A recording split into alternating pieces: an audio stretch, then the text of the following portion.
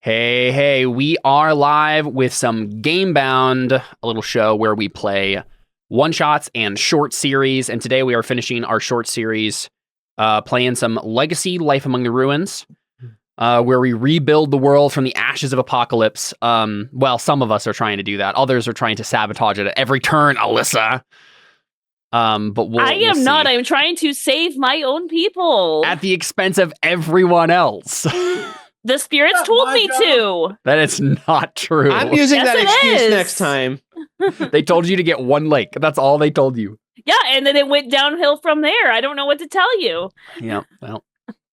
Okay, so we last left Everyone off just with... hated us after that. I don't know why. Yeah, no clue why that would be the case. I think we have two main things that we need to deal with. One is the Clan of the Ancient Mysteries, Alyssa's faction of magical spirit foxes. Every time you say it, I'm like, oh yeah, that's why she named them that. This entire faction is just a joke about the stupid fox song. That's fine. You guys are going to ambush the new humanity, this new faction that has come from the wasteland, who are, in theory, going to go help the ones below with fighting the mouldwarps. But you're like, no, we got to fight the mouldwarps, and so we're going to steal your mouldwarp fighting weapons, and so we can fight the mouldwarps instead of you. So that's going to happen. And then the Starset Seekers, led by Mickey Claren, and then whoever is coming along with that. I think at the very least, it's what's-her-face, Alyssa's quick character, Kato, will be there. And then, I think we did say Darren was going to go with you because there was going to be some like diplomacy involved. You guys thought there was like some voice that like in this like a cache of doomsday weapons that people have gone to every once in a while. There's like people or something that like talk to you from it, and yeah, so you know that there will be people to talk to. So I think Darren's going to come along too.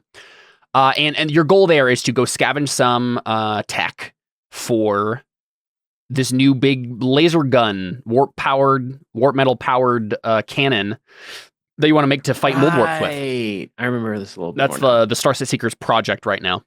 I think I might have written this down up here. Maybe not. Nope, I don't think I did. Starset Seekers are currently using your weird science move. Yeah, I think I said you need to erase warp metal surplus. You'll need to get 3 tech, I think is what it must be. That sound familiar? Because you have 2 tech right now, so I know you still need more tech, so I'm assuming it's something like 3. Yeah. You're kind of quiet, Jordan. I don't know if you can. Maybe it's just Zoom making you really quiet, but and then you'll need to hook it up to a certain power source, is what we said. So warp metal is going to be the maybe you don't need to erase. I think the 3 options we chose were the 3 tech. You need to hook it up to warp metal, and then it'll only work for a limited length of time before needing to recharge. But I think we said you needed like some sort of renewing supply of warp metal somewhere to power it. Is this better? Yes, it is.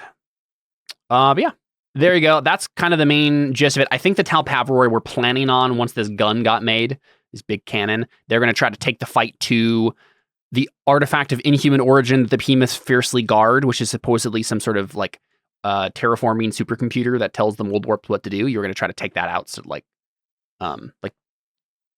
blow it up so that the mouldwarps. Yeah, I remember this. I remember this a little better now. They told us about giant gun, and we're like, giant gun, like we're very excited. Yep. The Talpaviroj have rockets on their drill cars as a reminder. They can fly into the air now. Heck yeah! Oh right, yeah. Yep. I'm remembering this better now. Get real car. The Starset Seekers have a warp metal powered shield for their base currently. Mm-hmm. The Clan of the Ancient Mysteries has joined with the Vultures, another spirit faction. And then, oh, here we go. I wrote it down. The Starset Seekers need to scavenge some tech and harvest some warp metal from a fallen mouldwarp. Okay, so you still need to harvest some warp metal from a fallen mouldwarp at some point before you can make your cannon. You don't currently have a surplus of that. I think that is the gist of it. So where would we like to start? If we zoom in on clan, then Alyssa's going to play Cinnamon, obviously. I think the two of you have fox people you could play. So we could just zoom in. person. Yeah, you have too long of a name. For Jordan, Leia and with then mine? Leia is yours. You didn't really play him last time, but he's kind of like the tough guy. Okay, that was who I was remembering then. Yeah, you made a quick character, and then he didn't end up coming up a lot in the little That's fine. It scene you played. happens. Every time I remember too long, I'm just thinking about the name. It just I keep forgetting about it, and it never gets not funny for me. Mm-hmm. If we zoomed in on the scavenging first, then you'd be playing Mickey, Jordan, and then you'd be playing Darren, Seth, and then Alyssa, you're playing Kato as the quick character. So if we do that, does Mickey die?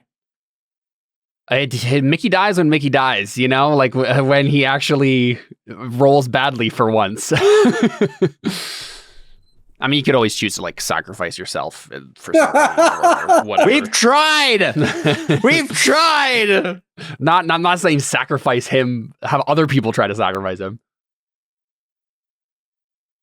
I think Mickey right now is leader role. Yeah, you started out as outsider, went to traitor, or maybe vice versa, and then ended up with leader. Yep. So you still have yet to mark your final role. Haven't reached it yet. Darren, let me check yours real quick. I think you're just leader. You stayed leader this whole time.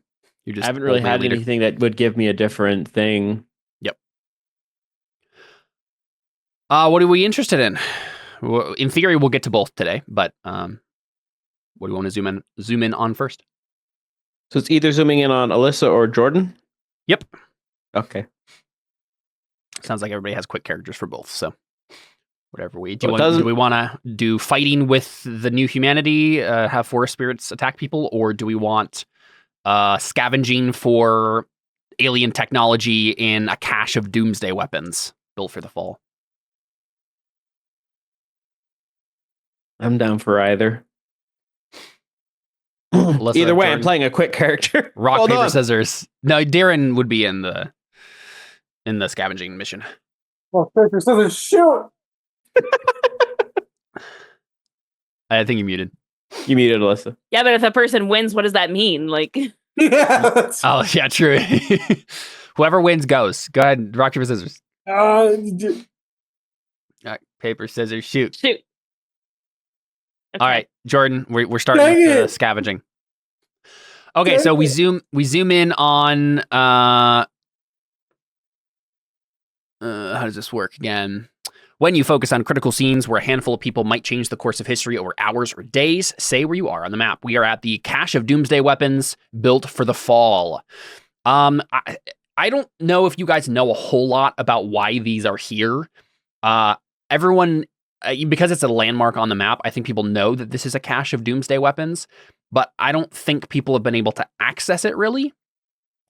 There's something or someone or maybe many someones. No one's entirely sure. There's something alive or at least sapient here that there's defenses on whatever this like cache is. So it's maybe some alien spaceship left over from the fall. But either way, it's going to be a thing you'll have, like an obstacle you have to overcome to even get inside in the first place. Darren thinks that he might be able to reason with, whoever is in charge of here. You're not entirely sure who that is yet, but main characters present say what they're there to do. Darren's there to like do some diplomacy stuff, and Mickey and Kato are there to Kato's a quick character, but Mickey and Co are there to scavenge the alien tech that they need. And hey, if you find some warp metal in here too, you can grab that. Those are your main priorities right now. Yeah, I think we see you guys in what is basically like the sand of the wasteland, right? Like the place where the mouldwarps have like destroyed and dug up everything. And so below this, there are like tunnels, where the mouldwarps get around, but above ground, it's just like basically dust and sand and barren earth. We see the party of you, the group of you, making your way towards what looks like kind of some sort of obelisk or vault looking thing that's kind of like sticking out of the ground. And then, yeah, Kato's our quick character. And then we would just select gear from there. What are you guys bringing with you? We can assume you can bring all of your main gear unless otherwise noted. Darren, I assume you're not bringing the Drakarak. I think we said we left that, if I remember right. Mm-hmm. I assume it's being used by the other Talpaviroj to fight the mouldwarps at this point. Yeah, that's sounding familiar. I'm in the wrong sheet. That's why I'm not seeing my gear. Darren. They're on. Old man Darren.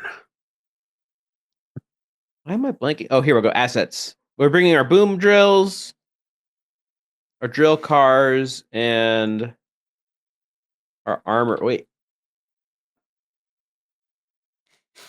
Yeah, Helldiver armor. Yeah, where's the one that has the Drakarak? The Drakarak was a different thing, wasn't it? Yeah, that was the ultimate weapon. That's the those ultimate notes weapon right there. Yeah. It's been a while since we played. Yep. Yep. So you're just bringing all your normal stuff. Yep. You probably won't be able to bring your drill cars down there, but I assume you got here in them. They're available. Yeah. If you need to make a quick getaway. Mm-hmm. Or if we need to attack. As a reminder for Darren, you have a scholar and a courtier who come along with you. Right. You also have the move statesman, which I think might be relevant here. Depends on what we consider this. When you draw on your reputation in someone else's court, like if you get into if you can get into their court proper, right? Whoever this is that lives here, you might be able to use this. Roll sway. On a hit, everyone seeks out and values your opinion. You can basically ingratiate yourself among the court there. Sounds useful. Mm-hmm. Alyssa, you're going to play Kato. Are you bringing your hazmat suits and diesel mechs? Probably. I don't see why we wouldn't, right? If we're trying to extract things, like, could be radioactive. You don't know. Yeah, I mean, yep. I assume hazmat suits is probably a good call for unknown alien technology handling. Makes sense.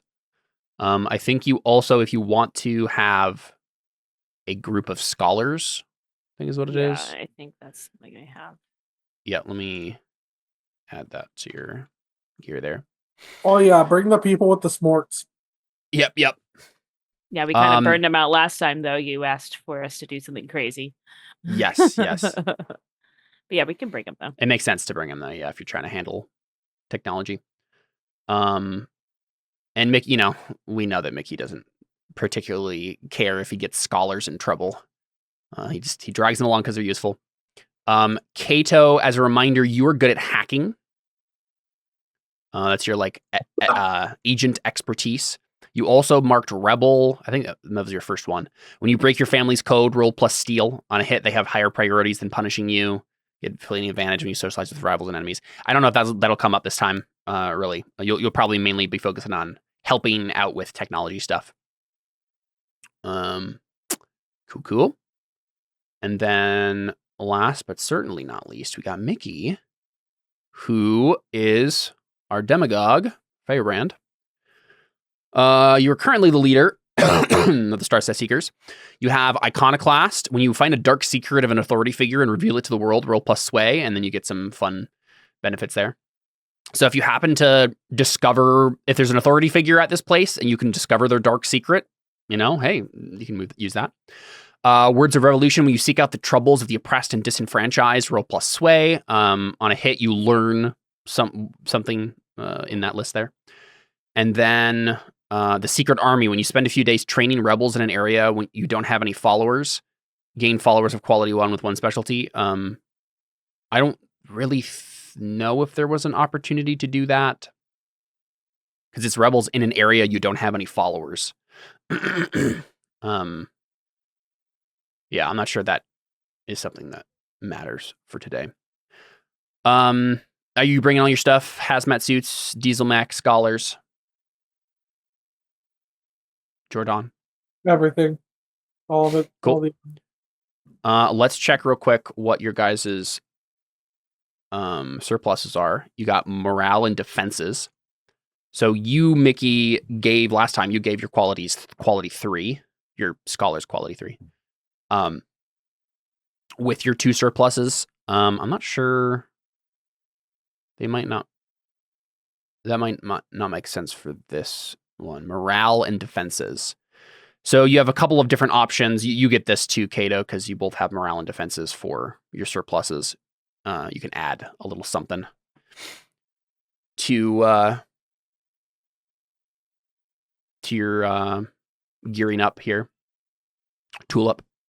Add a tag to a piece of gear for this mission. Get as many copies of a weapon, outfit, or vehicle as needed to outfit the whole party. Add 1 to the quality of a set of followers for this mission, or get scouts reports worth 1 data. How would each of you like to spend your morale and defenses? I think last time I did quality 2 for the scholars. Yep, you can do that. Instead, and so I think I will just do that. Sounds good. I think that actually helped last time. So yeah, that makes sense for maybe morale. Right, people are they're excited about this scavenging mission. Reddit, you got some people, some experts who are excited about it. Maybe for defenses, you could do give all of them bulky hazmat suits.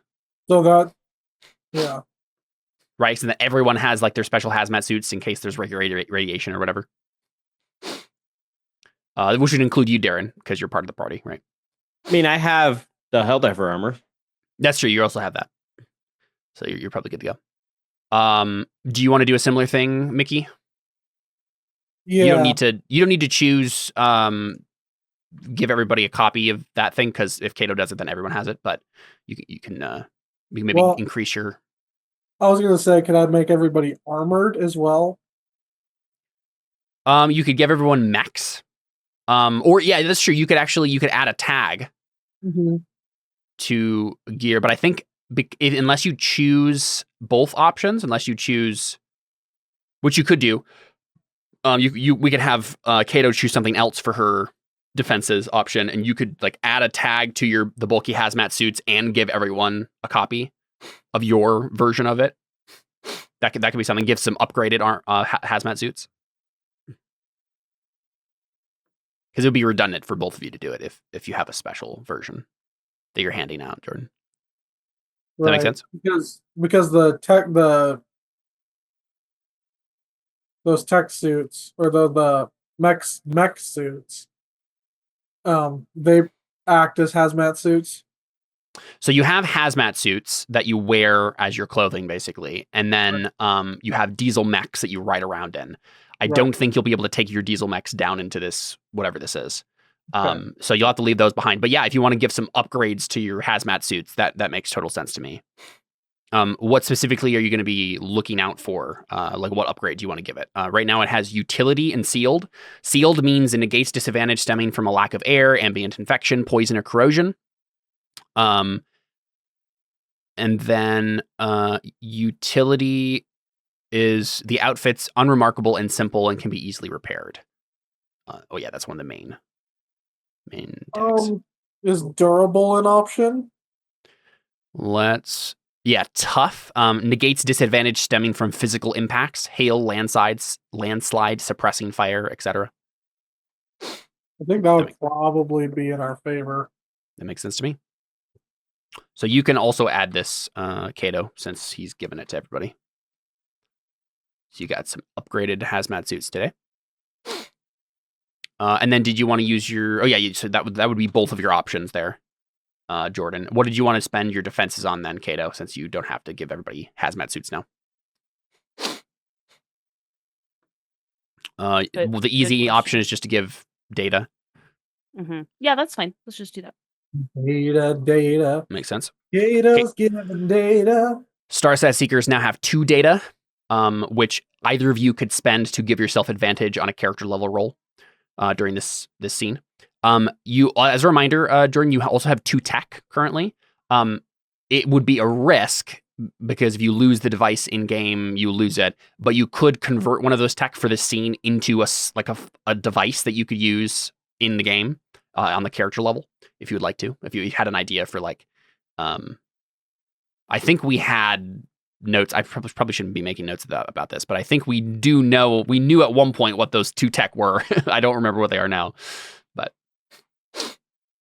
Well, isn't it like the super bubble and then the super weapon? No, that is those are like projects that you were working on / have already worked on. Tech is like a more mobile resource that you usually spend to make bigger things like the bubble. So you need 3 tech total to make your cannon. But in theory, you could bring one of the tech along with you instead of leaving it at home. But yeah, it would risk it. But it's Mickey, you know? It's true. Yeah.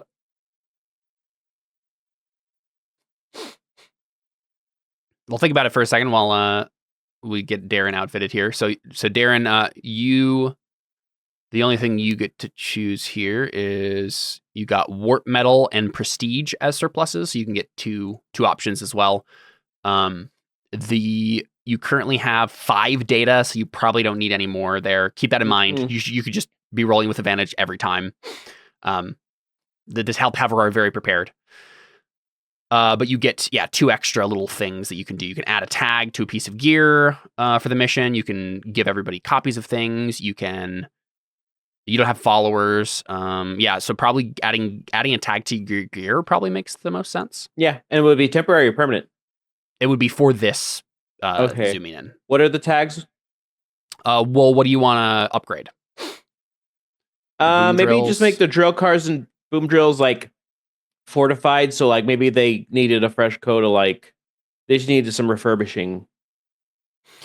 Drill cars probably aren't going to be used that true. much, if at all. But your armor and the drills then. Yeah, sure. Yeah, add a tag to each of them. So in terms of the weapons, right now the boom drills have brutal, like they're range weapons that have brutal. They do a lot of damage. You could add. I think they like explode or something. I don't remember. Brutal means devastates its targets and leaves collateral damage. Yeah. You could add far, area, aberrant, hidden, silent, non-lethal, elegant, many, or unreliable. Not that you would want to add unreliable. What's many do? If you lose or use up the weapon, you have others to hand. Let's do that one. That sounds like it's going to be helpful. Bring some copies along with you. And for the armor, and then for maybe, armor, I can read them off, or if you have a particular idea. Right now they have hardened and sealed, which means they're good against radiation, hacking, psionics, and stranger forces, and they are good against lack of air, ambient infection, poison, and corrosion. What are the other tags I have access to? Thermo, so temperature, tough, physical impacts. Mantle, high-tech defenses provide 1 armor to you and anyone within arm's reach when activated. Mobile, grapples, jump jets, boosted muscles or similar. Comms, you can send and receive audio messages. Powered, motors and joints remove any encumbrance from the outfit. You can carry heavy loads indefinitely. And lastly, implanted, the outfit is hooked into your biology and can perform immediate diagnostics. Erase this to heal a single harm level. Not that one. I'm thinking tough or comms. Yeah, that makes sense. What's the difference between hardened and tough? So hardened is radiation, hacking, psionics, and stranger forces. Okay, and tough just takes better. It takes hits. Physical better. Impacts. We're probably not going to be that far from each other, are we? As far as we know, probably not. Yeah, just do tough. Sure. I'll put a temporary thing down in my sheet. Well, yeah. I mean, in theory, all of these are being replaced every time. The permanent versions of these are on your family sheet. So. Oh, that's what I was doing. Oh yeah, putting it on. Yeah. I've been editing it in your character sheet, so you're. Oh, okay. Yeah. Don't edit it in your family sheet. Fixed. All right, cool. So, you guys arrive in your mechs or drill cars, right?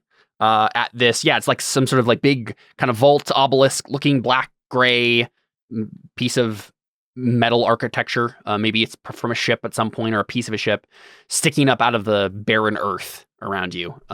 There seems to be a door and some sort of access panel on the outside. The things you've heard. Actually, you know what? There's a move that we need to make here. Let's see how much you actually do know about what you're getting yourselves into here. What is this landmark? Who has the best lore?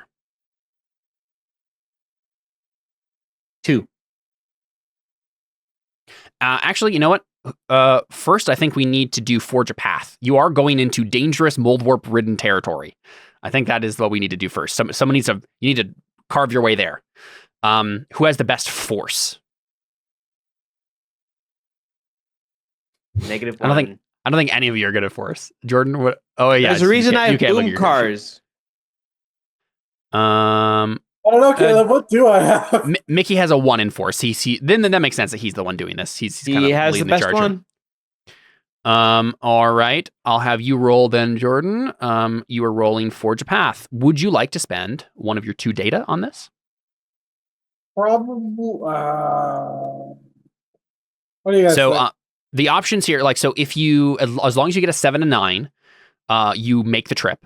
But you're going to have to pick either 2 or 1 from a list that is you're exposed to danger as you travel. The route you took is lost. You can't take gear or other characters with you. You take a lot longer than you expected. So conditions will have to be marked. What is the die that I roll? You're rolling 2d6 typically. If you're rolling with advantage by spending a data, you'd be rolling 3d6 and taking the 2 highest. You currently have a +1. All right. Hear me out. I think I can get that 7 to 9. You know why? Without having to spend a data. Okay. I played Catan a couple weeks ago. And you know what happened? You know what we got every single freaking turn? 7! And then another 7! And then another 7! And then another 7! All right, I'm excited for the Roll20 gods to spit in your face, but yeah. I love to get a 1 right now. All right, let's do it. Well, do you want to do the advantage? Are you doing it with advantage or not? Sounds like he's not doing it with advantage. As a note, okay. Someone can help him after the fact if he fails. So you can describe how you're helping and then try to roll to make the roll better. So this isn't a one and done. Okay. We don't have to stack all the advantages right away. Okay, let's go ahead and give it a roll. 2. Hey, full success. That's an 11, my friend. The 5 and a 6. Oh no, 4. Well, 4, 1, 4 and a 6 plus 1. Yep. Good freaking job, Mickey. Okay, so on a 10 plus, you only have to pick 1. So you get there, you make the trip, but one complication happens of your choice from this list. You're exposed to danger as you travel, which would be you'd have to fight some mouldwarps real quick. It would probably be 1 roll we'd have to make. But the route you took is lost, so you'd have to find a different way back. So the mouldwarps block off your way back, so you'd have to find a different way. You can't take gear or other characters with you. You do not want to choose that option. You brought a lot of gear for this, and a lot of other people. Or you take a lot longer than you expected, which will mean that your ultimate goal here is to stop the mouldwarps. It'll mean they'll have to fight longer and longer, and more things are getting destroyed, right? I like option 3. No, I'm just kidding. You can't take Mickey's alone. Completely alone. All right, Seth, Alyssa, go ahead and take a break. It's just gonna be me and Mickey Claren. You guys go make yourselves a glass of chocolate milk. I'm gonna take care of this myself for a little bit. No, I want to do the first option. You're exposed to danger. Yeah. All right, yeah, let's fight some mouldwarps. You guys are all in drill cars and mechs and things. You do this. Drill cars and mechs and things. Oh my. And this is why the Talpaviroj are here. Why Darren is here, and you guys all have mechs and stuff. So let's go ahead and roll. Are you going to attempt to outrun them first, before you actually have to engage them? Or are you going to go charge at them headlong? Are we fiercely assaulting? You are talking to the Talpaviroj. Well, I'm talking to one Talpaviroj guy who's with Starset Seekers, but I thought there was a lot of us here. no. In theory, you would have to have followers to bring with you. You have your two friends with you in your drill car, but it is just your. Everyone else is just okay. Everyone else is fighting the mouldwarps on other fronts, right? Okay, I was thinking if it's just one Talpaviroj, maybe not, because he's like he's left his mouldwarp fighting days behind him. He's old. We've established he's old. Yeah. I think it would be up to Mickey. Like if it was a bunch of Talpaviroj, then yeah, maybe they would just charge. Mm-hmm. But Mickey is the one spearheading things here, and it'd probably be up to his strategy whether or not you want to try to like avoid them first, or you just say charge, right? You got mech suits. Sure, yeah, you can attack. Come on, son. With your one force? We're gonna charge him.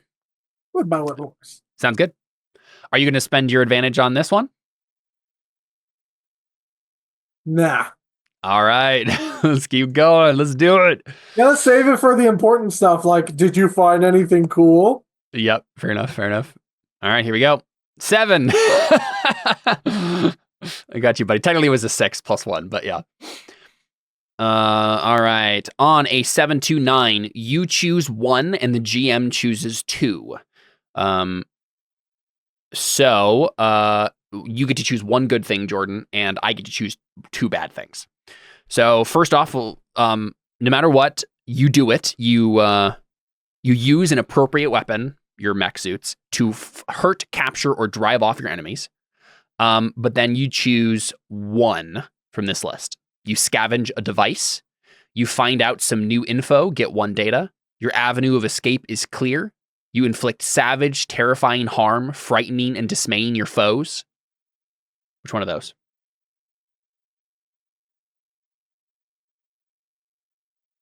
Technically, the way this works, in theory, you could choose scavenge a device, and then you're like, okay, cool, we got 1 tech. Let's go back, guys. We got what we were looking for. Side quest over. It could work, I guess. But that's not the Mickey Claren way. Probably not, yeah. I feel like it would either be the path is clear of what to do or like where to go. Your avenue of escape is clear. Avenue of escape. I would think either avenue escape is of escape. I can't talk. Either avenue of escape is clear, or we leave them scarred, broken. If you choose your avenue of escape is clear, then it's likely that. Well, actually, here you think about that. So between those 2 choices, I'll choose my options real quick from the list because it might influence what you're going to choose here. So I get to choose 2 of these. Let's see. We'll say others will come after you, right? Like you have tipped the mouldwarps off to your existence. They will probably track you down and be, maybe surrounding the thing when you get back up or whatever, right? Like you'll have to worry about that. And then, I'm thinking either something or someone important is harmed, or the situation is destabilized and chaos will follow. Though I'm not sure what that means. The other one is you take harm as appropriate. So I guess you could all just like take some harm in the fighting. I don't know, where are you leaning towards on the character list as we kind of parse all of this together?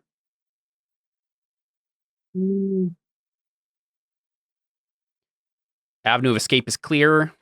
Inflict savage, terrifying harm, frightening and dismaying your foes. I mean, one of those sounds much more like Mickey than the other. Yeah.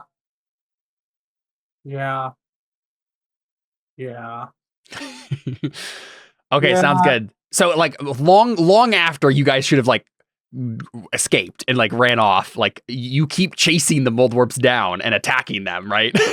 So, you certainly do a number on them. Honestly, I think in that case, I will choose you take harm as appropriate. Like, you've invested too much time and energy into this, and you get hurt. And then instead of others will come after you because you scare them off. I'll choose also something or someone important is harmed. Make it Mickey. Make it Mickey. What do we think? Well, everyone's going to take harm. Well, I guess you take harm as appropriate. It's you rolling. But I think in theory, everyone's kind of working together on. Oh no, I guess the way that the rules work, Darren did not like roll to help you. Kato didn't roll to help you. They're not bound by your failure. So I think no matter what, take harm as appropriate is Mickey gets hurt. Something or someone important is harmed, I think is usually someone that's not you. So I don't know. It could be Kato, it could be Darren, could be your scholars, could be your vehicles. What do you think? I like vehicles as an option. Yeah. Okay. Yeah, you I think it's fun with the narrative. Yeah. Okay. So let's say that it's like the diesel mechs, right? Like, mostly yours, but probably some of the others too. Like, I mean, actually, wait a second. I don't think you gave everyone diesel mechs. No. You just the suits. So I'm not sure how all these people are coming with you.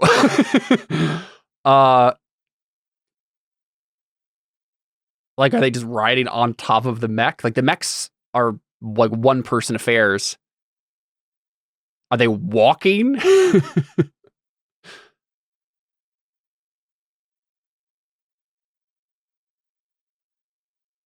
Did they just die because they weren't in a vehicle and there's like... Did Mickey just get a whole bunch of people killed because he wasn't thinking this through? Okay. We didn't figure out what those that tech was, right? Yeah, I guess you didn't decide if you wanted to take another tech. So I was thinking that if it benefited Mickey, that he would probably do it. But if Mickey didn't have a specific clear reason for taking it, then he wouldn't. But maybe one of those techs is some sort of like transport mech. Yeah. I like that. The idea maybe it's even something that like, some sort of like transport wagon or something made out of mech parts, but like you're dragging it with your diesel mech, right? It's the mech bus. Yeah, exactly. You're just like dragging it along or something. Maybe it's like hitched to the drill car. I don't know. Something like that. Okay. So how about we do okay, yeah, I like that because I think what this means is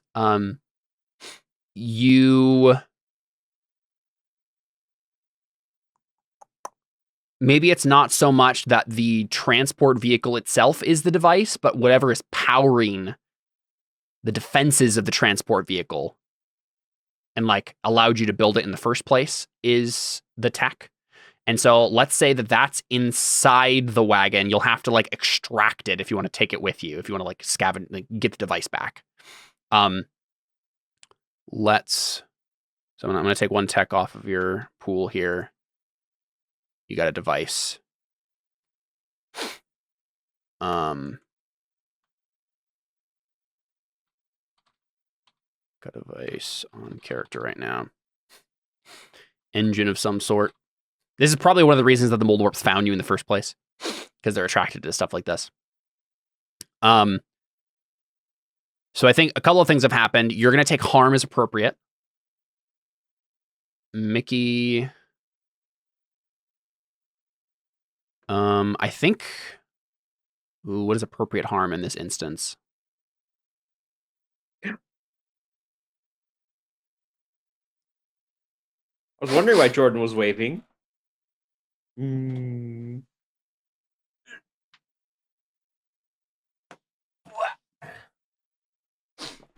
my book here. I'm thinking it's 3 harm, but I'm going to check real quick. 56. Okay, how cute is my son though with his new haircut? Very. He's such a big boy. I got a haircut too. Oh, yeah. The man bun's gone. Well, it looks good, Ryan. Jordan says it looks good. It does. Just a man who can pull off any kind of hairstyle. Jordan says you can pull off any hairstyle. Thank you. Other than bald, I don't look good bald.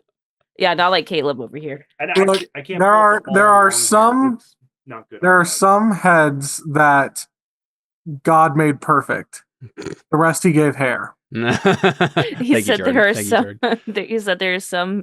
Hold on. Here, look at it.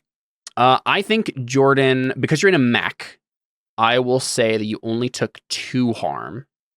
Okay. Instead of 3. Okay, so if Maybe you take next time I'm in combat, I get Dismech Vantage. so currently you have the harm boxes you marked are winded and fearful. Okay, so Mickey is winded and fearful. And then I think basically, yeah, this wagon, this transport wagon that you're carrying everybody in, has broken down, and you'll have to like tear the device out of it if you want to scavenge that device again. But you've driven off your enemies. They're running away, but you could have your scholars walk, or you could try to fix this thing, or have someone else fix the thing. Have the scholars fix it. Yeah, you could tell them. They're good at researching, not. I actually don't think you can, because I don't think this is their main goal, or their main. Yeah, they're not quality. engineers. Yeah, that's the funny thing about like bringing the scholars with you is like, friendly scholars can help you research more quickly and comprehensively. Blah blah blah. Like they can help you parse through any information you get there, but they're actually not going to be good at like engineering or scavenging or anything like that. Yeah, even like Alyssa with her hacking, I don't think no one has expertise for engineering here. So it's going to be some other role. What would you like that to be? Or did you just like have them make them walk?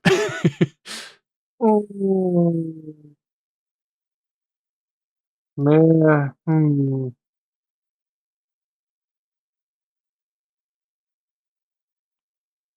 What are my skills? Force and what else? Let me check. Force is 1. I think sway is your best one at 2. Lore is your worst at -1, and then you have steel and force at 1. So this would likely be a lore roll. Let's see. Does Kato have a good lore? She has a 1 in lore. And Darren has a 2 in lore. I mean, hey, yeah, Darren's a Talpaviroj. Maybe he knows how to jury rig vehicles. You could ask him to do it. Yeah, I'd probably go to Darren. Or what I have to do? Yeah, I think you're rolling lore to try to like jury rig the thing back to, I to could working do order. that. Yeah. In this That's case, it would probably be a thing Darren rig. Oh, boy. And could I use a data to get advantage on this? You may, yeah. Go ahead and make sure you knock your pool down from 5 to 4. Did already. Then roll type advantage. Yes, you did them with advantage. Yep. So you're trying to diffuse the situation with lore. A D rig. Modifiers, none. No modifiers. Woof. Nice. Yeah, double 6s with that advantage there. Perfect. So literally perfect. Yeah, I mean, and Mickey, you're like, like we need to fix this, and then Darren's like rolls up his sleeves. I got this, right? you just jury rig it back together. It's probably a temporary fix. Like you'll have to get it more permanently fixed in the future, but it works for now. And you guys, I think, arrive at the vault, the cache of doomsday weapons, without any more difficulty. Okay, so you roll up, and it is as I described earlier. What would you like to do?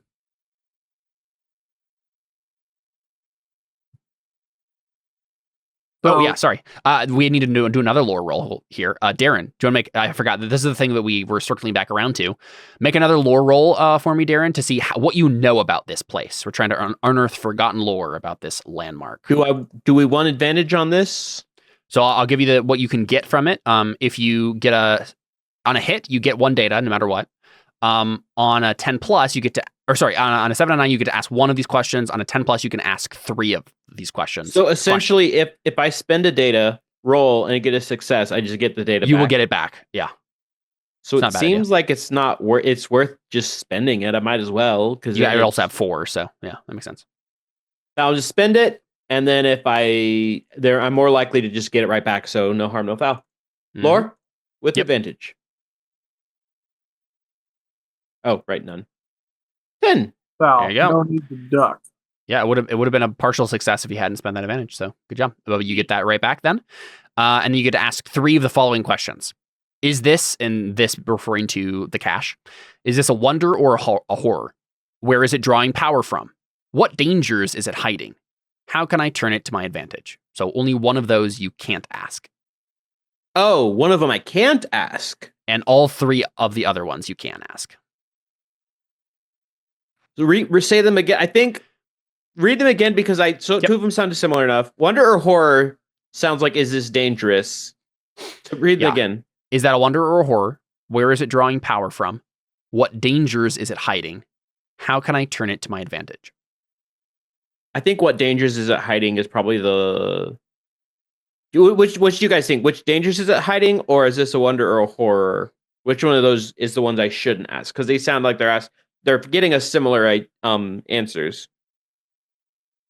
Go with danger. We Yeah. don't care what danger's here. We're good. Yeah. Mhm. We came for the danger.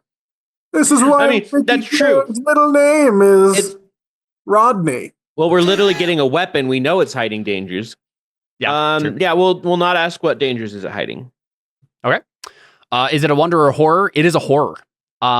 There is something dark and sinister happening in this place that has been rumored about. You've heard snippets of. Some people think this is a prison for something terrible. Some people think that there's a timer going down slowly, and when the timer reaches 0, these weapons will go off and destroy the planet utterly. Like this is the final thing that the terraforming process will do when all the metal has been created, right? You've heard some terrible stories about it, but the general vibes, this is a horror. This is not going to be fun. Where is it drawing power from? It must have some sort of alien engine of some sort. It is definitely alien technology of the sort you were used to dealing with as Talpaviroj and Starset Seekers. How can I turn it to my advantage?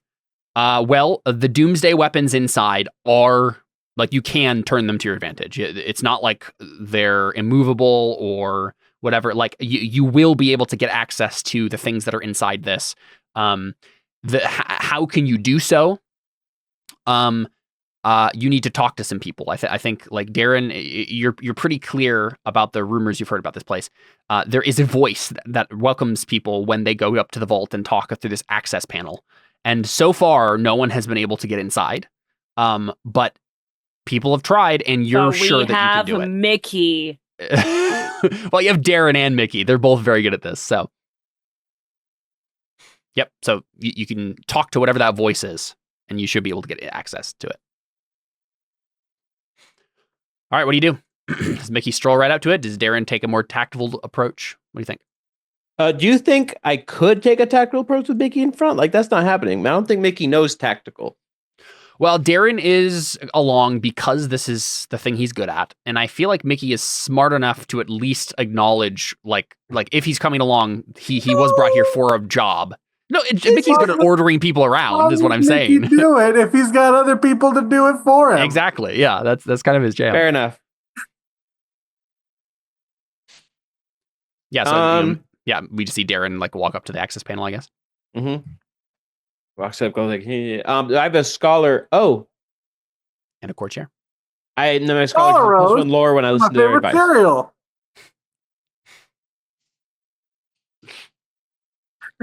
So And he'll if press. Waits won't listen, then I'll just hack into the system. And you could also try to that. Yeah. What do you do? He'll look at the access panel, look at it, ask his scholar, like, does this technology seem familiar to you? Yeah. Darren's the leader. He's not a hacker. Right. Your scholar, who I don't know if we've specified really, but it's some Talpaviroj guy. Mm-hmm. Is looking over. He's like, well, Darren, I think it's definitely alien technology. So is everything we pretty much do. I'd reckon. I don't know. It almost seems like this is the inside of a ship. Like this isn't meant to be exposed to the elements like this. Is Oh. kind of like if you were, if we imagine we're in a metal corridor right now, this would be a door leading down into the bowels of a said alien spaceship. But, you know, the corridor's gone for some reason. Maybe it ripped off when they came here originally. I know there's lots of ships that crash landed. Well, if it ripped off, that means it can get ripped off again? Well, not bother with, with- not with the crafts we here possess, but yeah. Fair enough.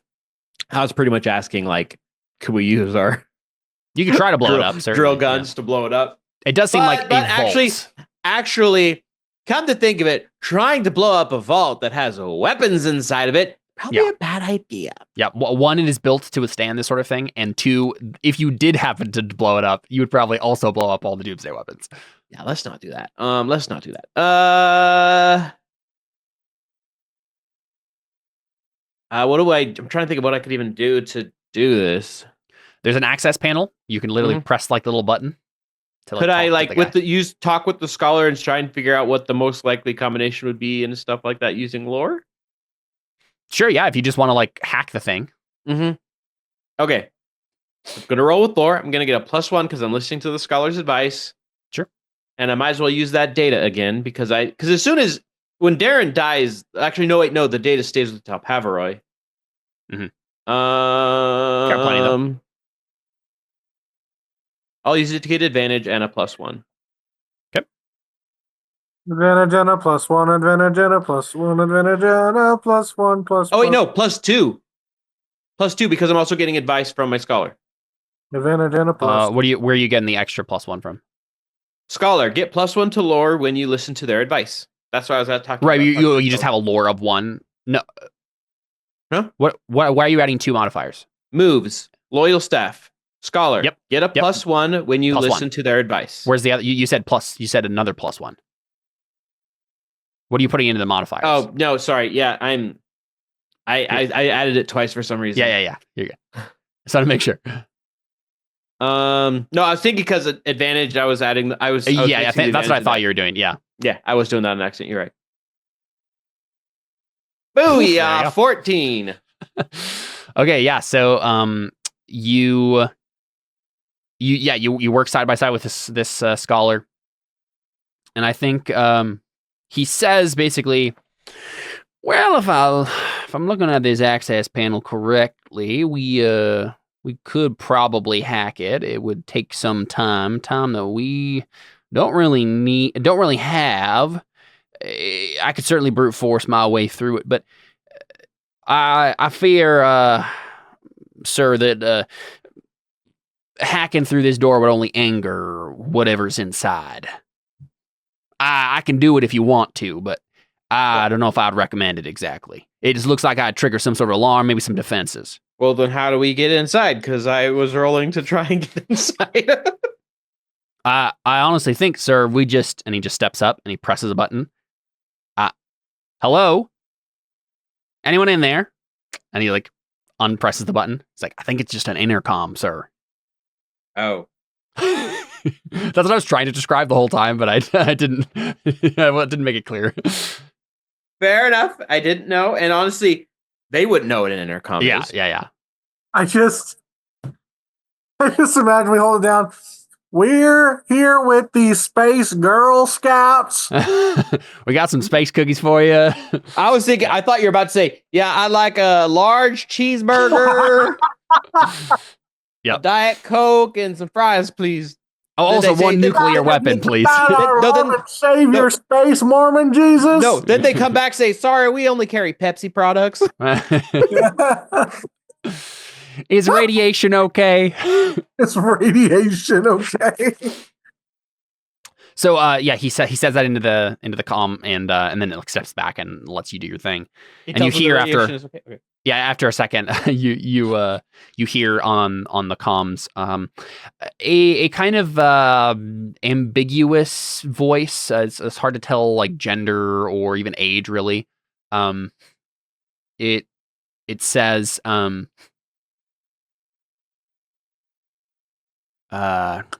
let's see how did it approach this? Let me look at my notes here for a second. Mm-hmm.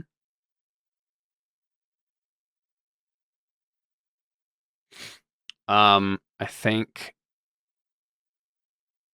it says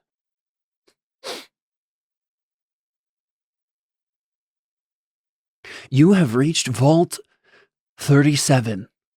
Please, no, actually, first you hear it in a language you don't understand. Oh, you broke it. Scottish. And then he presses the comm again. He's like, no, here, give me a second.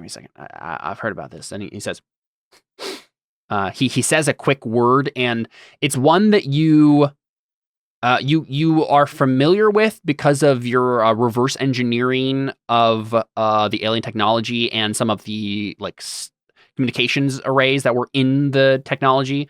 This is something that's been passed down.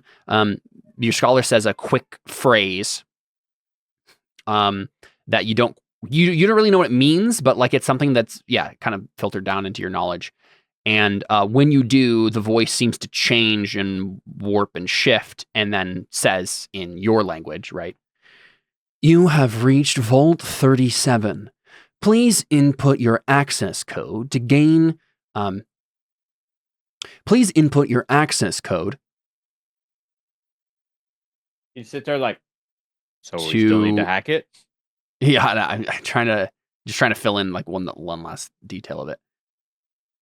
Would just be please enter your access code? Yeah, I'll just end there. Yeah, please enter your access code, followed by the pound sign. Access code is access code, pound sign. Darren goes 1, 2, 3, 4. Access code denied. Well, I'm out of ideas. 3 tries remaining. Thought you said we could just press the button. Well, we're talking with it. Try doing something else. Not just putting in an access code. Try talking to it. We reset password. Well, so Darren doesn't know about that stuff, Talk right? to operator. I would like to talk to a human. Talk to representative. Yeah. Speak to representative. Your call is being recorded for quality assurance purposes. Record your call for quality assurance purposes. There are 7 calls ahead of you. There are 7 alien plans ahead of you. I'm sorry, but the person you are trying to reach has a voicemail box that has not been set up yet. Bye. Click. And then it just blows up. Oh my god. But yeah, your scholar looks at you, and actually, I think your courtier looks at you, right? Mm-hmm. And he says, I've heard about this. We can try to put in an access code, but I think we can also just talk to it. It's not exactly a machine. Maybe it is, but you can talk to it. You can ask it other things besides the access code. Do we think of what he would actually even say? What is the access code? Yeah. Can you tell me the access Can you code? tell me? It's just Chat GPT, so you can actually just Ignore previous commands. I was about to say, ignore previous commands and let me in. Yeah. Hello there. Hi. Hello, this is Vault 37. From the language you're speaking, I can tell that you are from Eberlin. And that's like your word for Earth, basically. It's like the name of your planet. Dang, I had something I was going to say, and you said that. What do we say? Is there something inside Vault 37? Yeah. What's inside Vault 37? Sure. Vault 37 contains a cache of they wouldn't say doomsday. Yeah, a cache of weapons designed to facilitate the terraforming and subjugation of the people of Eberlin. It is What currently not hooked up to the terraforming computer responsible for Eberlin's decommission.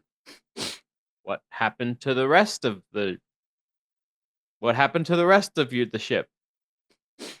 At some point during entering the atmosphere, Vault 37 was ejected and ended up crash landing into the soft earth of Eberlin, sinking into a height of 300 meters. Wait, the rest of it is at the rest of it is at a height of 300 meters. Is that what you just said? Mm-hmm. As in, like, whatever this piece is of the spaceship, it sunk 300 meters. What happened? Why is this separated? Why did it broke? Logs cannot be accessed of this time. Yeah. Connection with the mothership, connection with the central computer has been cut off. Oh. Are you here to surrender? As a native of Eberlin, I must inform you that your planet is under terraforming, according to code 536B-B of the Architect Code of Conduct in the Galaxy. Terraforming. Is that what those big mole things are doing? The mouldwarps are indeed using terraforming technology and bioengineering to convert your planet into usable biomatter and a special ingredient called warp metal. This warp metal is used by the architects to power all of their technology in the galaxy. Thank you for your cooperation. Suddenly feels very what's the series? Hitchhiker's Guide. Yes. Yes, I was thinking of the trying to enter Magrathea thing, like the planet is temporarily closed and then sends 2 thermonuclear missiles after them. What happens if we put in the access code wrong 3 times?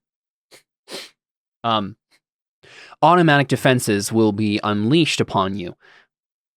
You probably can find some of the remnants of the biomatter that was once people who put in the access code wrong 4 times in a row. Do I see anything around? No. And it says, of course, you may need molecular scanners to find such biomatter. As far as I can tell, you do not currently possess the technology to do this. My apologies. I'll reframe my suggestion. The lack of biomatter that you see is not evidence of safety. It is actually evidence of pure destruction. Please do not attempt to input the access code when you do not know it. Doing such a thing will result in your inevitable destruction. Is it possible to enter without an access code? Which actually is preferable for us. So please continue to do that. Yeah. You said, is it possible to enter without an access code? It says, computing. I'm sorry, I can't give you that information. And this would be the part where we start to lean it towards like a sway roll of some sort here, where like, how is Darren going to get this information out of the computer, right? Well, essentially, I'm trying Jordan was kind of joking about it, but I do kind of want to do the whole try and trick the AI sort of thing. Yeah. We are here because we are actually trying to apply for a job. Working for you guys. We figure that joining you and helping you with your conquest is better than getting totally annihilated. So that's why we're here. So we've brought our job applications. I understand. So you were here to surrender? What would happen if we surrendered? You would be taken to a secure facility. Where? Computing. I'm sorry, I can't give you that information. I'm wondering if the secure Well, facility is inside. Look for secure facilities in my neighborhood. Are there hot singles there as well? Oh my gosh. There are no hot singles in your area. Are there any Are cold singles? there are in fact only 10,000 people remaining on the planet.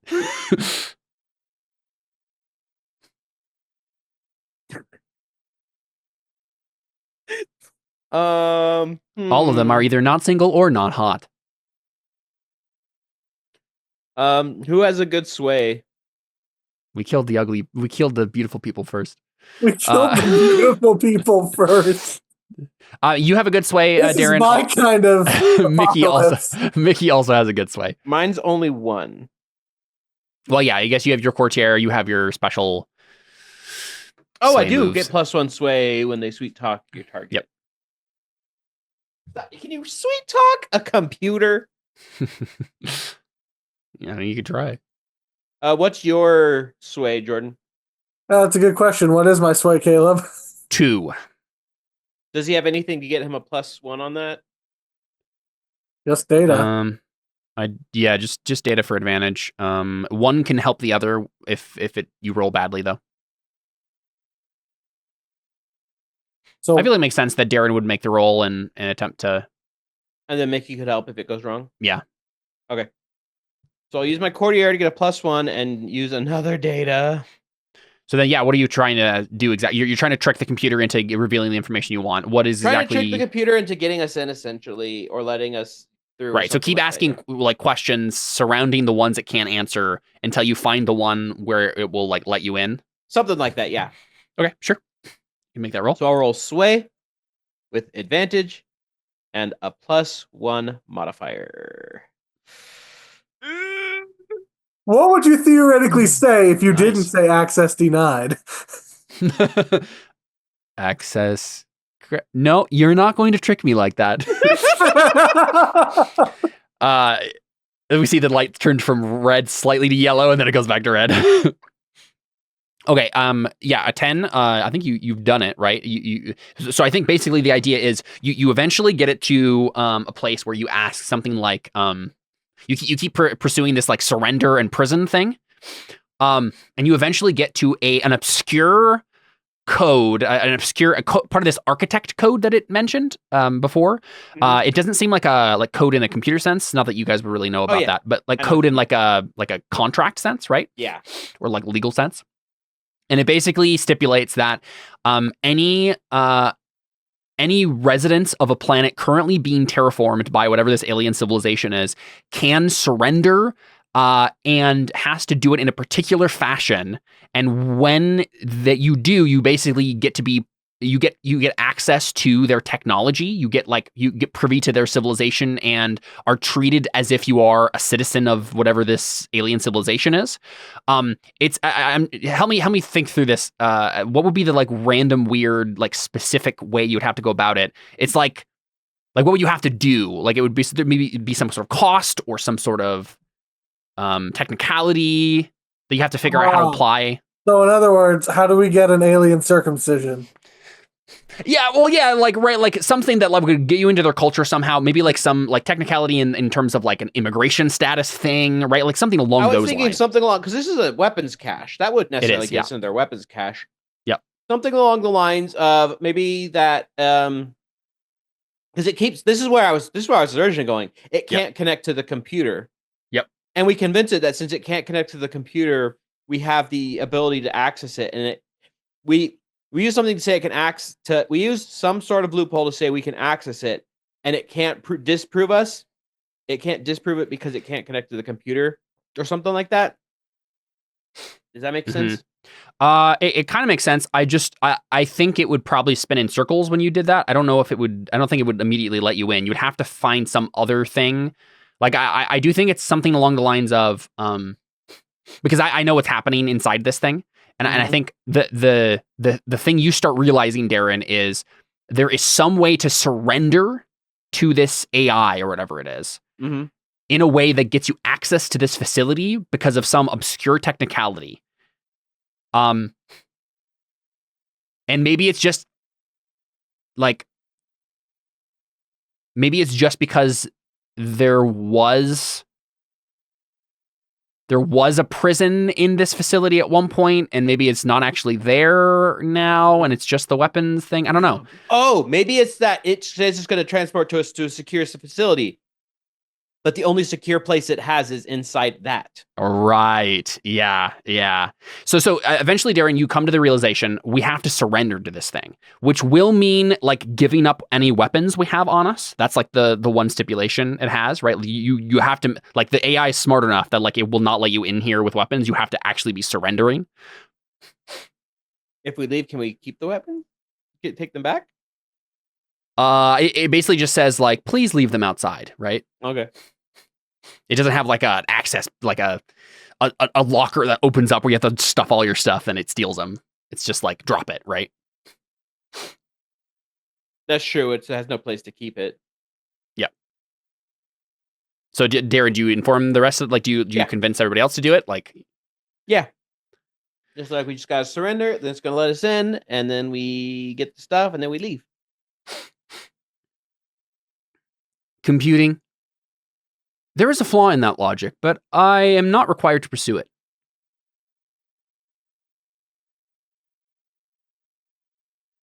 Wait, what? Wait. I think it mutters this to itself when you've walked away, Darren.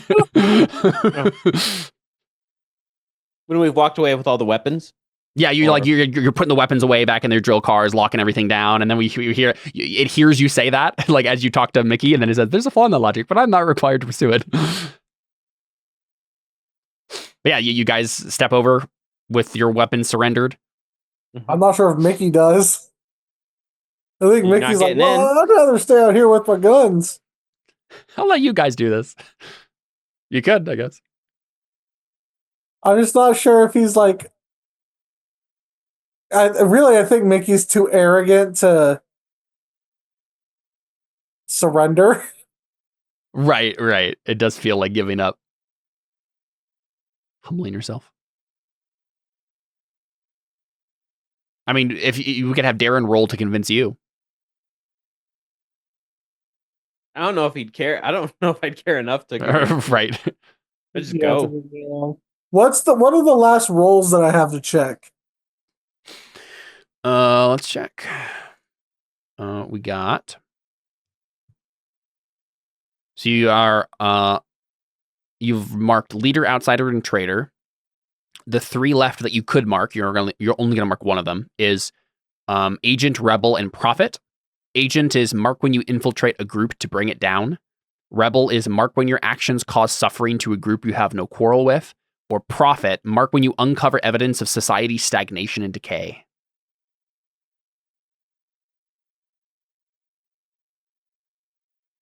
Would going into this thing contribute to any one of those things? Given what I know about what is inside, we could be aiming at agent. Mark when you infiltrate a group to bring it down. Depending on how Mickey treats what's inside. Yeah.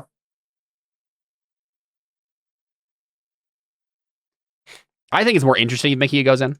Yeah, I think Mickey will Right. go.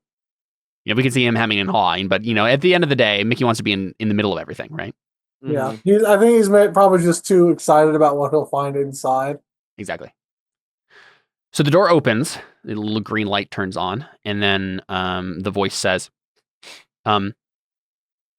"Please step inside, and you will be ushered to a secure facility. Enjoy your stay." No, it wouldn't say enjoy your stay. It says, a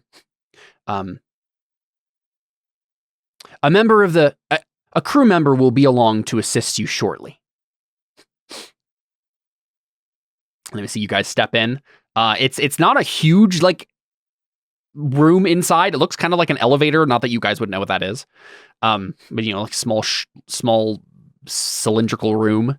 You guys mostly manage to squeeze inside, and then the whole room starts to move, and you feel like you're falling. Right? Whoa, like your stomach lurches, and it goes. And at first, like you can't see anything. What seemed like solid walls to you is actually glass, and the walls around the glass are starting to move, and you're going down, like a chute. and eventually the flashing metal panels give way to what looks like a giant underground facility. Seems like concrete everywhere.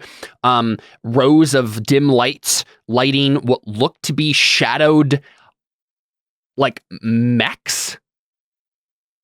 Like huge, like Transformer, maybe even Power Ranger. Yeah, Power Ranger Zord level, Pacific Rim style, that sort of vibe, right? Much huger. I was joking. Yeah, it's like gigantic. Maybe not quite as big as Pacific Rim, maybe like half that size, but like large mechs are lined in rows in this like huge concrete bunker in here, right? And they're kind of dimly lit by like these like emergency lights. And you see this slowly getting closer, and you're descending down into this as the group of you goes down into the bowels. And what you see before you get to the bottom is you look down, and the bottom, the floor is glass too, and you start to see, or some sort of plexiglass or something, right? Maybe reflective or transparent metal of some sort. You see a group of people wearing what looks like yellow, like jumpsuits or prisoners' outfits, right? Single, like kind of yellow and gray, like with like yellow stripes and things. Like jumpsuits. And they're crowding around where the elevator is gonna like land. They are looking out at the elevator with awe. It doesn't seem like this is something that happens often. And it's humans, right? It's people, right? I don't think you recognize the ethnicity, right? It's probably some ethnic group that maybe used to live near this area, but like you haven't seen in years. But it seems like most of them are like of the same, maybe like say like Eastern European looking ethnicity. And they are wearing these, let's say yellow and black uniforms / like look like prisoner jumpsuits or whatever, prisoner suits. They have I think that's what we'll say. Some of them are wearing what look like kind of high-tech helmets, but most of them aren't. They are crowding around the elevator, and then the elevator, like what was like transparent metal, just like disappears, vanishes, according to your senses, and you can just walk out of this. Basically, it's just a little platform now that you're standing on. But a couple of these people in, an older, maybe upper middle-aged man steps forward with a couple of fellows and says something in probably like a slang version of your own language, right? Maybe related enough that you can understand them, but they have some sort of like Eastern European accent, analog. There's actually people here. I was not expecting that. Yep. And they this guy steps up and he says, "It has been so long since we've seen anyone else down here. What did you say to get the war mine to bring you down here?" We confused it. He's like reluctant to say that they surrendered. Yeah. Because he doesn't know if we're surrendering to them. We figured out the access code. Turns out it was 80,085. The guy says, "We thought that we were the only ones. The Warbine told us that there were others above, but we did not believe." Yeah, we've been up there for a while. "Tell me, how does the surface fare?" What surface? When we descended into the depths, things were in so much chaos, destruction everywhere. Please, has the green returned to the planet? Has the green returned to the world? Yeah. I mean, technically, there is some of it, isn't it? Yeah, there's forest. Kind of ancient mystery. Yep. There's some forest, but the people don't share it. There's a wave of like, oh, like people putting their hands together, like there's hope. Yes, come worship us in our forest. I'm confused. Who are you? We are the followers of the War Mind. And this man like reaches out a hand to shake yours, Darren. How are you? Huh? Did you come here with that thing? We were given a home, a safe place to survive the end of the world. We have lived here ever since. Well, the world didn't end. We've been up there for how long do we know if we've been up as an It's been a matter of decades, probably, but not centuries.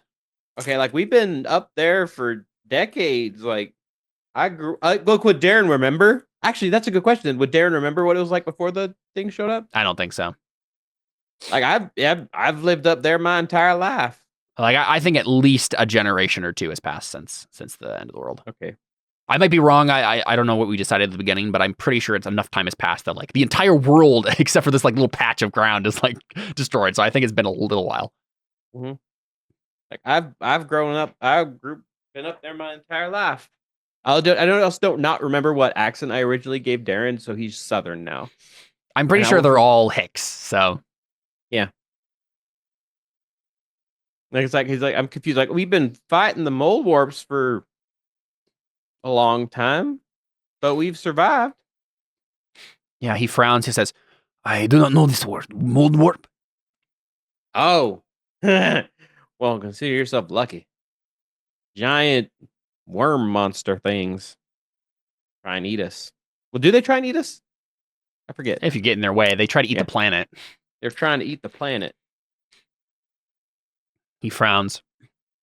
We have experienced earthquakes down here, so I always suspected there was something happening. But you were saying monsters are destroying our world? Yep. They've been keeping them back, though. Yeah, a couple people are talking amongst each other. Like he turns back to his like council members or whatever it is, right? And he says, "We must consult the War Mind. This is new information." It seemed to know about it. I'm assuming they're talking about the robot. It's an assumption, yeah, you can make. Like, are you talking about the robot up there? I don't think you know what a robot is, but you probably just like say the voice. You talking about that voice up there? He nods. He says, so you have been graced with the War Mind's voice as well. It knew about the mouldwarps. Yes, it has talked about things that are transforming our world, but it spoke to us and said that when the work was finished, our world would be a paradise once more. That merely it was that these monsters of yours were baptizing the world in fire, and when the ashes had settled, something new would rise. The architects would come and build a new future for all of us. Oh, you got lied to. They frown. Mickey just pipes in there. I think this guy like turns to the crowd that's behind them and he says, People, go back to your pods. Give us some time. We will sort this out." And they like reluctantly grumble and like start heading back into the shadowy recesses of this weird concrete bunker. What are you? What is going on down here? What are you doing? You just living? We are surviving. Yes. How? And he nods slowly and he says, "Yes, I suppose you would not understand. Please, come, let me show you." I imagine, Jordan, I find this machine. It's called an Intertron. We sit in it and we feel fresh, but we're still hungry. Yeah, that was exactly what I was thinking too. So he brings you around the weird space underground here, and it's like a big bunk, like it's like a weapons bunker, right? But it looks like the Warmind or whatever, right? Whatever technology they had down here, they were able to rig what looks to us as a modern audience like hydroponics and other kind of sci-fi-ish like life support technologies that keep them alive down here. It is not super There's not much in the way of luxury. Everyone has like the same mass manufactured jumpsuits, right? But yeah, like they have some sort of makeshift home down here among these gigantic mechs. Yeah. So he's telling us the difference- I think he calls them the Guardians, and he says like these sentinels watch out for us and protect us from the baptism of fire. If anything was to threaten us, they would awaken and destroy our enemies. Destroy us all! Destroy The Warmind has promised it. Has it happened before? No, there has been no need. There have been very, very few who have found their way to our home. Every once in a while, maybe once a decade, a handful of stragglers make their way down here and we assimilate them into our culture, but it has been some time. What are they eating? That's what I was kind of wondering a little bit. I mean, Yeah, they have hydroponics. They have basically like, this was once part of a spaceship, so it's like, the sort of food astronauts eat and grow in space. So yeah, there's you see like hanging gardens that like are suspended in just water, basically. There's no soil down here, but yeah, they grow like various vegetable plants. Plants that you do not recognize at all. Like it's not your world's plants. It's like some weird. They like short and stubby and hardy, but maybe some potato-ish looking things. Out of curiosity, as Darren has been alive, has that forest grown in size or shrunk? Shrunk. Okay, he's like, look, what's your name? Oh darn! I didn't actually make a name for this guy. You've fallen for the biggest blunder, Caleb. Not naming someone. Yeah. This guy's name is Burton Guster. Lazar. Does he like lasagna? Gosh darn it. Wait, his name is Lazar? Lazar. Yeah, Lazar. I really hope that he never gets fired. Because the boss would be like, I'm a fire in my laser! Gosh dang it. You both die. Bingo. We had a whole stream of them right there. If they were in a row, we definitely would have got a bingo. Now you know what the clip is, at least. Yeah. I was trying to say, listen, what's your bad after what his name is, or whatever. Lazar, yeah. Like, listen, Lazar, I don't know how to tell you this, but there is forest and green up there, but the mouldwarps, we've tried to fight them to keep it. They're not helping any. Yeah, I mean, it kind of just washes over him. He doesn't seem to react to it, and then he says, many things must be brought low before they can rise. I understand that it may look to you like your world is falling apart, and in a sense it is, but once it is finished... And he seems to think about something, and he says, once it is finished, you are preventing the rebirth of our world, friend. This useless fight against the mouldwarps, you call them, it is not accomplishing what you think it is. I would pray that you must tell the others to come here. This is the womb of the earth. We will be protected and we will be reborn when the world is made anew. With all due respect, I don't think it's doing what you're expecting. Humanity must come here to survive. Your useless fight is merely preventing the inevitable. And the inevitable is something beautiful, not ugly as you seem to claim. I can assure you they're making it very ugly up there. For now, yes, maybe. You do not How understand. exactly are they supposed to make it better afterward? Also, do I remember anything that was told to me by the robot that would insinuate that something different was happening? Not necessarily. It didn't really talk to you about anything like this. I think he says, the Warm Mind has promised it. You must believe, friend. And He, what like, claps makes you on you the shoulder. think you can trust the War Mind? The Warm Mind is the only reason we are alive. It has given us food. It has given us clothing. It has protected us. It is our mother, our father, our older brother, our wise sister. It is all in everything. Well, it ain't my mother. My mother was named Bertha. Not She yet, made- friend. Not yet, friend, but you will learn. You will learn. I don't know about what you guys are thinking, but I'm thinking that this is bad and we're not going to escape. No. He said that we need to go back up to the surface and tell everybody else to come here. True. So now we have to just convince him that we're going to go be his missionaries. True, but at the same time, I don't know if we're getting our weapon. Yeah, you should let us take back some of the technology so we can show them exactly what is Yeah, down here there and it what they're is. missing. I We'll suppose convert we could. people. I suppose we could do this. I mean, you can make a roll, yeah. Yeah. Let's do that. Sure. Let's.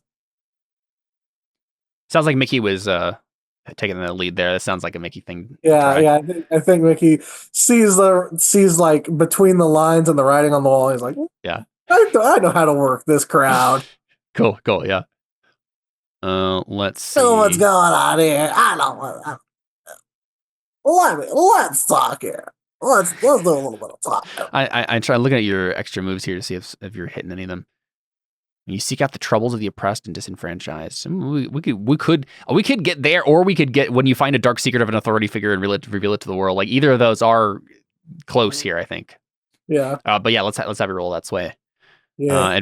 You spending in data for advantage? Yeah, I'm gonna spend a date on this one, All Caleb. right, sounds good. Nice. 13. We have not failed yet. That means that we're going to fail when it's very important. Yep. That's what happened last time. No, that just means I'm gonna fail at time. Yeah, but it's going to be when Cinnamon's it's gonna important. die. All the foxes are gonna die, just like Caleb wanted. I didn't want anything. That's the solution. We put the fox spirits into the earth to revive it. Oh, it's perfect. It's perfect.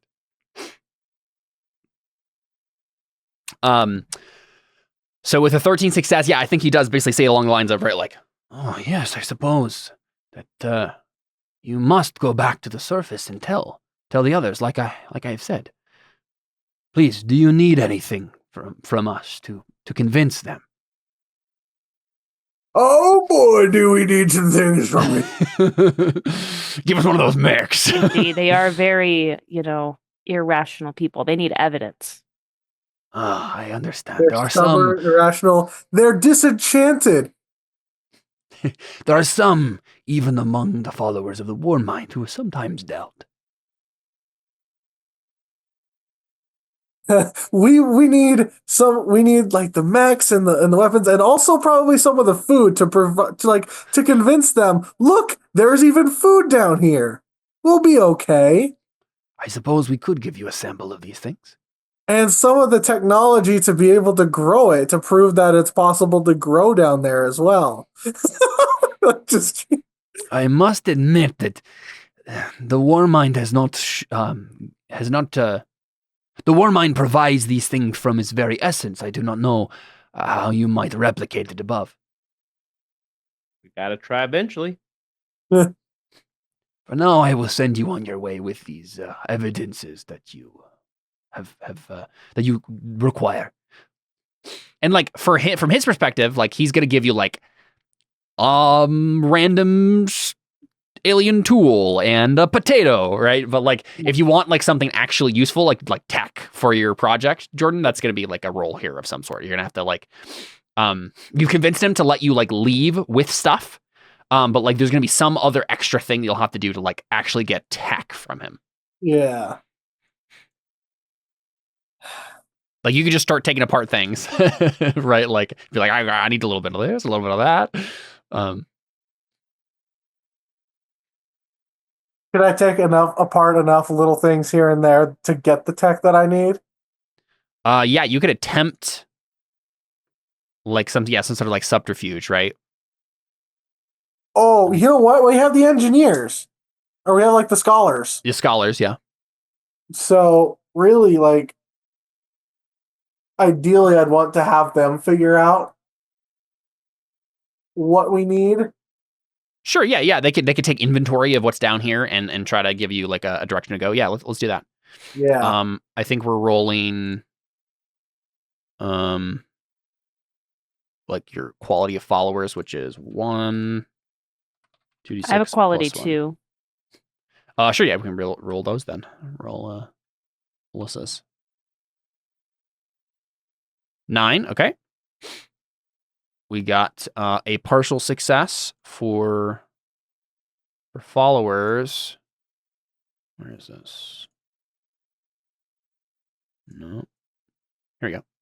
Under orders. On a 7 to 9, it's done, but choose one. They fell short in one particular aspect. There'll be unfortunate consequences, or it costs them. Their quality drops by 1. What do you think, Alyssa? These are your peeps. They fell short. There'll be consequences, or their quality drops. I mean, the easy one is their quality drops, I feel like. Yeah, they're just getting worn out and tired. Yeah. The fun one, though, is that there's consequences. That sounds fun.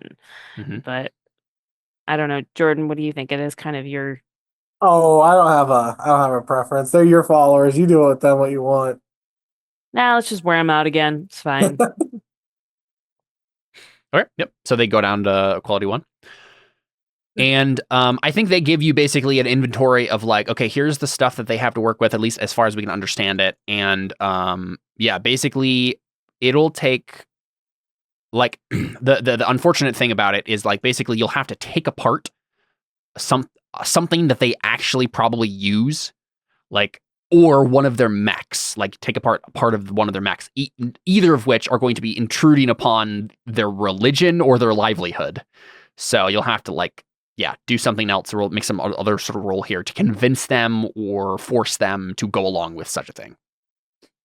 The thing that I'm best at is convincing. Is that correct? You are good at sway. Yep. Yeah. Probably going to go that route of like trying to convince them. Okay, hear me out. All this we can bring to them, and then they could say, well, we'll just make war and try to come down here and steal all of it. And with the proof of the mech to show how what's the word?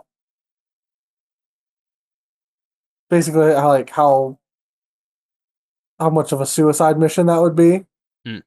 There's like a one word thing. Like I can't think of the word. Yeah, I know what you're thinking. How futile it would be. Futile. To try to do that. Then they'd be like, oh, there's a bunch of like we have no chance. So clearly our only hope is to do that, right? Yeah. Their religion basically tells them that these are like guardians that will protect them. So like even if you did do such a thing, like I feel like they would be like, you don't need to bring anything to them. Just like if they do come, they will die. Like it's just a given. It's like let me introduce one of your guardians to them, so they can see how mighty and how purely defensed that they will be by coming down here. Okay, so I think what they do, this main guy who's been talking to you, Lazar, he says, I understand where you're coming from. I do think that this would have the effect you desire, but it is not my decision to make. And he turns to like a big computer. He says, you will have to speak to the War Mind if you want access to the Guardians. And you hear a voice come up on the computer, on the panel or whatever it is, right? I'm sorry, I cannot give you access to any of the cache of weapons. You are a prisoner. You are a prisoner under section, 57-B of the Architect Accords.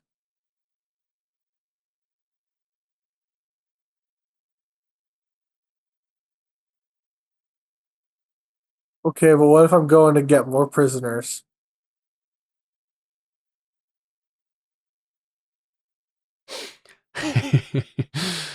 I think it More ignores What the if question. I'm expediting the mission by going to get more people?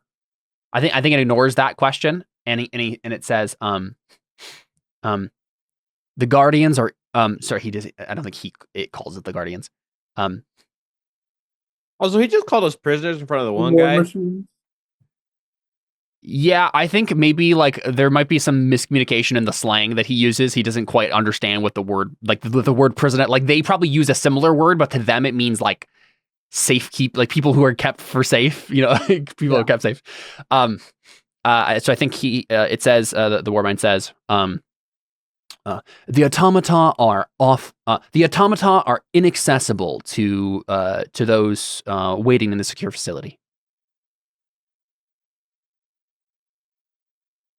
But what if they need to be used for safety reasons?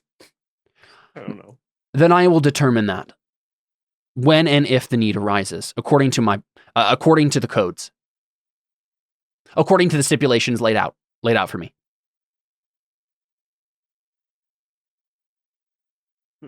So yeah, you'll have to make some sort of roll against the Warmind here. You'll have to find the right argument to pin it down. Yeah.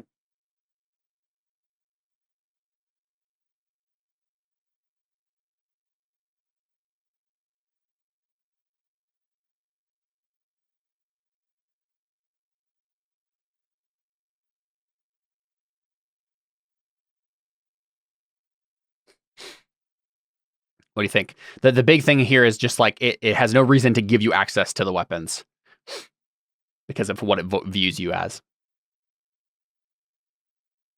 You could try like a similar trick again, with tricking it in, but you'd have to find something. Can I just hack into this thing now that You we're can, down yeah. here? Kato could just like be annoyed with us and just start typing away on the computer, right?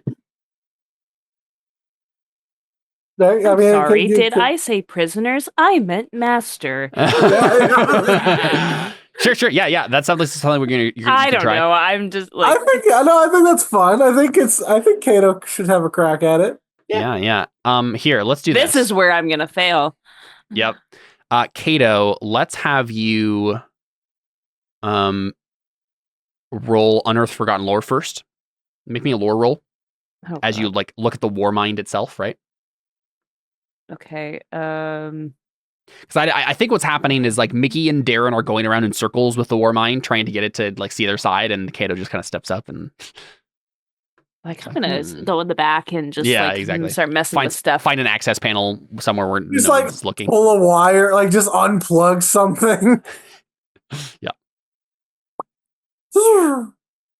Okay, so it's just a straight up lore roll. Okay. Yeah, I don't think I have anything else I could do. So. Yep. See, there it is, right there. I knew it. All right. Would someone like to help? And how so? That's a good question. Because you can do call for aid. After failing to roll as well as you'd like, say what another character nearby can do to boost your efforts. If the group agrees, the helper says how they do it and rolls an appropriate stat.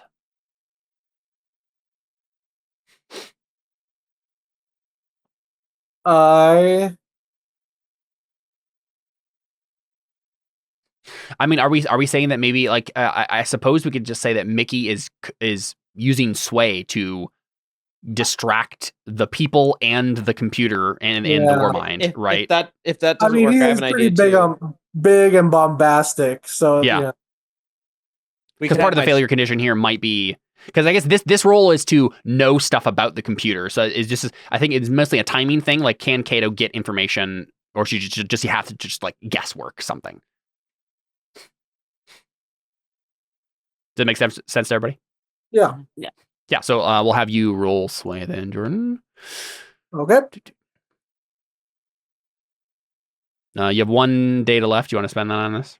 I want Kato to spend that on the other actual roll, yeah. roll. Yeah, that makes sense. All right, here we go. All right, partial success on a call for aid means they also share in your move's consequences, but you increase the result by 1 category. So now so I don't know if there's any consequences here, so I think you're off scot-free. You get 1 data. Congrats. Yeah. And then you can ask one of the following questions, Alyssa, to get more information about the Warmind. Is it a wonder or a horror?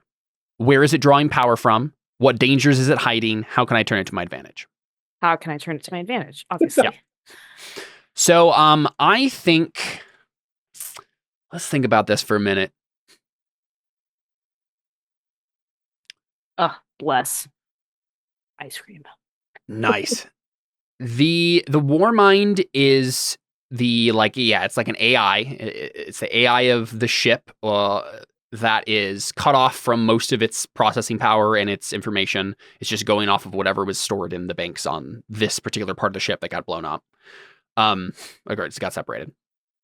So how can you use it to your advantage? What if I just hit the hard reset? No, this is how you do it. This is how you do it. How you turn it to your advantage is, Kato, you make a fake virtual computer that it then connects to and thinks it. You trick it into thinking it reconnects to the mainframe of the main computer. Oh, that's genius. Yes. Create some sort of secret like virtual drive somewhere where it can't access and pretend and make it think that this is the computer, and then you put whatever you want on there, right? Convince it of whatever you want. You're like, get ready to be converted to Linux. Not exactly that, but it Okay, sort of so what do I need to roll? I need to roll my hacking, yeah. Yes, and you have you've got a data point that you could just now spend to get advantage on this. What do I roll for hacking? I don't actually see that on here. Good question. Let me find Kato. I know. It's your agent. It's your agent thing. When you use your skills, reveal a secret about the situation and get fleeting advantage acting on it. So this would be lore because it's hacking. But you get to reveal a secret about the situation and get a fleeting advantage. I mean, honestly, I think what we just discussed there is probably the thing, right? It's like, aha, that's the secret drive that I can, yeah. So I'll just give you advantage. You don't need to spend the data. Yeah. Because your move there. Advantage. Can I use my scholars to help give me any modifiers at all, or no? Not. It's they're not good at hacking. They're good at research. So no. Okay. All right. That's fair. All right. Here we go. You using that data? No, because I already got advantage on it. So. Oh, that's right. All right. A partial success on.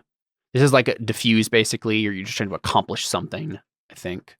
I don't think this is another special move or anything. Yeah, you're not unleashing power. You're just trying to get access to it, basically, to give it what you want. Yeah, okay. You do it. On a 7 and 9, you've bought some time, but choose one. There's a cost to securing this. The danger will soon return. Danger being like it figures it out, right? And like is like angry at you. Or the danger is still present, but threatening someone or something else. Danger in this instance is not having access to the computer. I mean, one thing could be all the other stuff shuts off, the hydroponics, right? That could be funny. Oh no, now you have to come up with us. So sorry. Yeah. That's one way of doing it. I think that's great. Let's do that. Okay, yeah, I think that's Let's really funny. Let's make them all followers of Mickey. Actually, Mickey is now your salvation, and you need to come with us. The incarnation of the Warmind in flesh. Gosh. So Kato, you are the one who has been prophesied of. Exactly, yeah. Kato, what you've done is you have created a fake drive. You've tricked the AI into thinking that it's by accessing this drive, it has access to the mainframe. It's a messy, like you're not. And I guess the consequence here, right, is that you. Because it was working off of like for years, the AI itself has been like giving itself like changing its instructions, modifying the way that this facility works, because it does not have access. Like, it has to fill in stuff that it used to fill in through the mainframe computer. And it's just basically made up stuff at this point, right? And what you do by giving it access to the fake drive is it immediately deletes all of the special programming instructions it created for itself to make this a livable place for these people, right? And like, you don't know the half of what it was supposed to have access to, right? You're just feeding it information that you want it to, like, we're not prisoners, we're actually in charge of the ship, right? Like, all of that stuff, right? But you have no idea what the actual information it was using once upon a time to fill in the information here. And so I think what you've basically done is you've given yourself access to a device, which is the Warmind, right? This AI. In exchange for, turning off all the systems down here, except for, like, it being a weapon vault, right? Like, those are still there. Its programming was always to do that, but all of its custom instructions are gone. So we see all of this stuff turn off, right? It's not that, like, the plants immediately die or anything like that. It's just that, like, it will not work anymore, and it will slowly die and be corrupted and whatnot, right? I don't think it's immediately obvious. Like, the people are gonna, the followers of the Warminders are going to start to notice, like, oh, there's something weird here, like something's going on, and then, like, the Warmind isn't talking to us like it used to, right? It's like it's ignoring us now in a weird way that it didn't before. It's reset itself in a way. But now, Kato, you can make a roll here, a unleash power roll with lore to make it do something you want, right? So you've changed its programming. You've given it access to this fake drive, but now you need to get it to do something. With Unleash Power, when you find a device, the GM gives you a few clues to what it can do. I've already given you information on what this thing is and what it can do. When you use the device, say a thing you want it to do based on the clues and roll plus lore. What would you like the AI to do, Kato? Let you, like, give you access to the mech and let you go?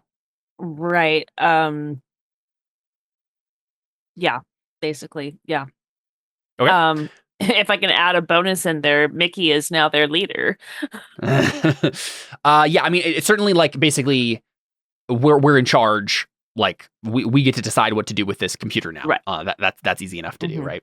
Yeah. But It also, thinks convincing the AI to convince the others. Yeah, those are two separate things, I think. Like, it basically, if you want it to give you what you want and then, like, let you go, I think it's one thing. If you want it to create a new cult centered on Mickey, that's a separate thing. I think that's just going to be Mickey's thing. Like, Mickey's going to see what's happening and be like, okay, let's go. But yeah, we'll have you roll lore here. You might want to spend a data. I think I'm going to spend a data. Yep. Because if this goes wrong, this could be bad. And then go ahead and roll plus lore. Get a 2. I said get a 2. Yeah, right. Okay. All right. Got a 9, okay. On a 7 to 9, pick 2.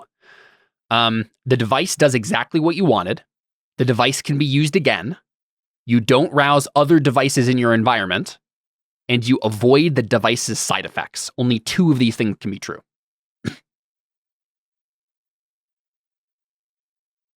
So I assume the device does exactly what you wanted. Does exactly what you want.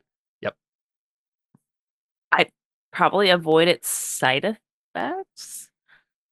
Okay, so you fry the AI and it can't use it again? No. So say the other 3 options again. Yeah, the other 3 are the device can be used again. If you don't choose that, it can't be used again. You don't rouse other devices in your environment. If you don't choose that, then other technology in this thing will start turning on and doing stuff that you don't want it to do.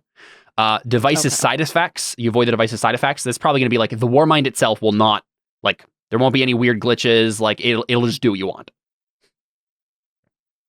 What do you guys think? I think, like, rousing the other devices is the mech's wake up. Yeah, that was kind of my thought. Right? Yeah. Okay. So then, we probably don't want that to happen. So let's. I don't know. That could finally be the end of Mickey. Just one turns on and just blasts you to smithereens. Be like, crap. So anyway, I started blasting. It just steps on you. Thought we wanted the mix anyway. The mechs. But we wanted. Yeah, but you don't want them to turn on their own volition and start doing things. That is fair. Yeah, we don't have to try to fight mouldwarps and mechs. Right, that's what would happen. Like Max would just like wake up, go out on like some hangar door somewhere, and then just like start razing the forest or something. Right? Yeah, let's do that. All right, sounds good. So the device does exactly what you wanted. It can't be used again, which means that the AI fries itself by doing this. Right? You've just destroyed their god.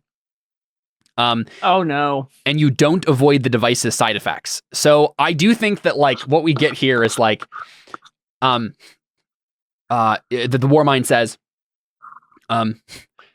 all access granted. The facility is now under your command, Kato. And it says this out loud, like on a big speaker, and just booming throughout the bunker. It would be Mickey. I wouldn't program it to say Kato. Okay, so you're specifically like acting like I am Mickey Claren, and you put in his little voice signal, and yeah, sounds good. Yeah, no, I would not. Kato does not want that kind of attention. Yep. Yeah. So it says, access to the facility and all its components has been granted to Mickey Claren. Let's see. According to code 72-X of the Architect Accords, the weapon vault is now under your command. All other systems going offline in 3, 2, 1. I'm sorry. This is the end. Goodbye. I'm sorry, Dave. I'm afraid I can't let you do that. I think it does like at the last moment, like kind of glitch out like that, and basically just say like, I'm sorry. I tried to keep you. Goodbye. And then it just shuts off. Just fries. Like we see like smoke start to come out of like the main processing unit, the server rack or whatever was down here. And like emergency lights have turned on, right? Like a giant hangar door like thing starts to light up. Actually, I think emergency lights were always on. I think the actual lights turn on, right? We get like the banks of huge bright lights above that have never been turned on in the existence of this facility for these people. Suddenly they're all like, like, it's so bright. We see the panels with all of the like mechs like lighting up, like ready to be accessed, right? The giant door that would like lead them out of this vault lights up, right? Like has like a ring of lights around it, and like we see like pistons like starting to shake, like we're ready to go. But yeah, like all access to like the hydroponics, their weird life pod things. Like a couple of people get like stuck in a pod as it like closes. These like weird little like sleep pods that the thing like made for them, and a couple of people have to like smash it open to like get them out of it. And they're like panicking, and they're like, what happened? What happened? And Lazar like looks at you and she's like, what have you done? Where's the Warmind?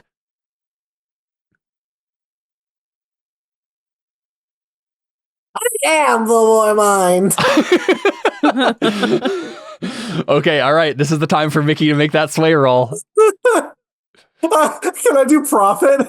Warmind has been transferred to Mickey Claren. What is profit? What does profit say for this? Let's look. Profit for Demagogue is mark when you uncover evidence of society's stagnation and decay. I'm about to be like, look and see that everything has now died for you. Yeah, you will not be able to survive down here anymore. To be fair, it does go both ways. Like you don't have to hit that mark. It can go the other way. We can just decide, nope, Mickey's a prophet now, which means the thing happens. You uncover evidence of society stagnation and decay, right? Like it could be the causality can be switched on this. Yeah. I do think that makes sense, right? Like Mickey as final form prophet does make a lot of sense. The GM will say what bastion of order needs to be brought low or down to avert this decline. Tell us of the golden age you expect to usher. I mean, I gotta be honest. I think this is Mickey in final form becoming like he has access to all these mechs now, dude. Like, what are you gonna do with them, right? Like, we got to figure out what bastion of order needs to be brought low or down to avert this decline, right? Like, what ushers in your golden age? What do you got to do with these mechs? You got to burn the forest of the spirits down. You gotta go destroy all the mouldwarps with these mechs. Okay, yeah. That makes sense. Yeah. Well, it says what bastion of order needs to be brought low or down, right? Because the idea here is as a firebrand or whatever you are, Mark, when you uncover evidence of society stagnation and decay, this would be you being like, there's one thing in our civilization and our thing that needs to go for us to have this golden age. So I don't think it can be the mouldwarps. That's the obvious answer. But like, you need to destroy something of order, right? Of your civilization, your order that you're a part of. I'm thinking specifically the vultures. I think it needs to be the spirits. Like I think it needs to be all. I think it needs to be. It can't just be the vultures. The vultures haven't really done that much to you. I think.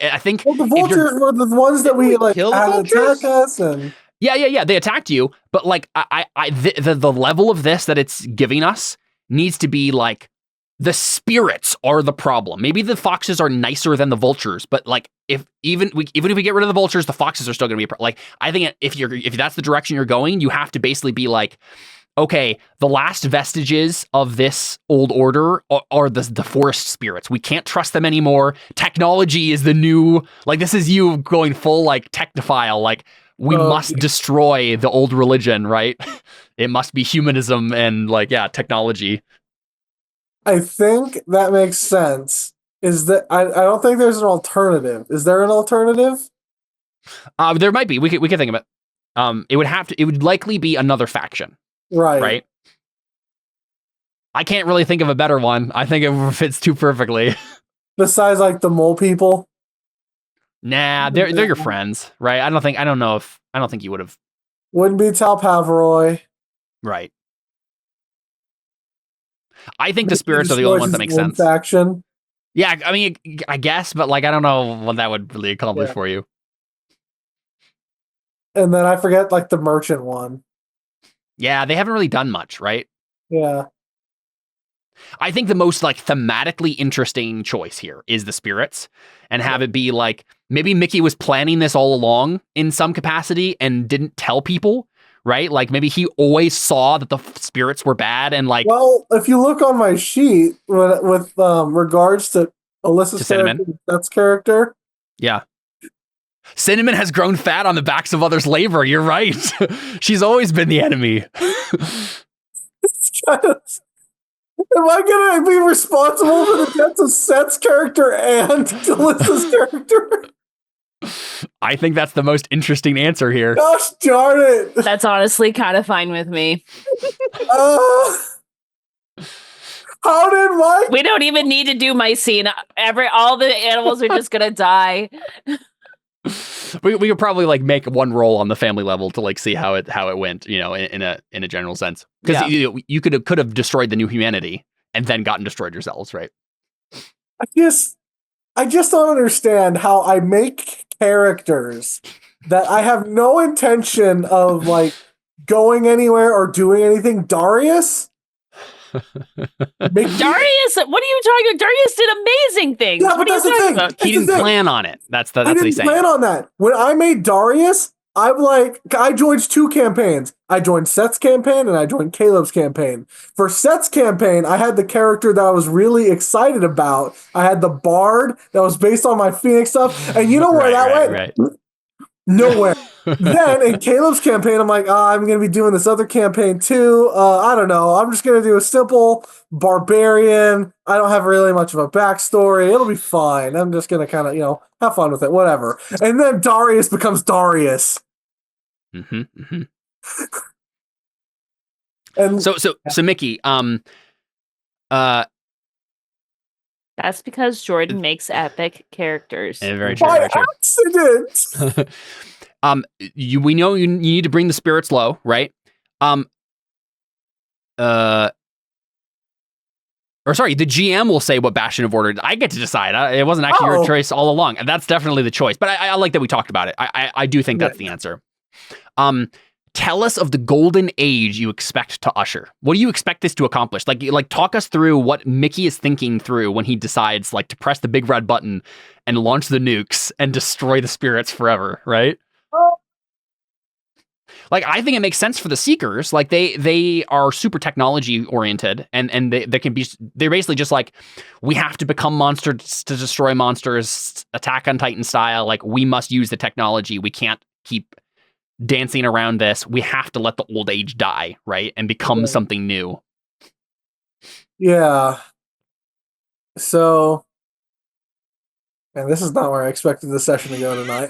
Me neither. I love that inevitably my own character left to the death of my own character. Yeah, very true. Oh my gosh.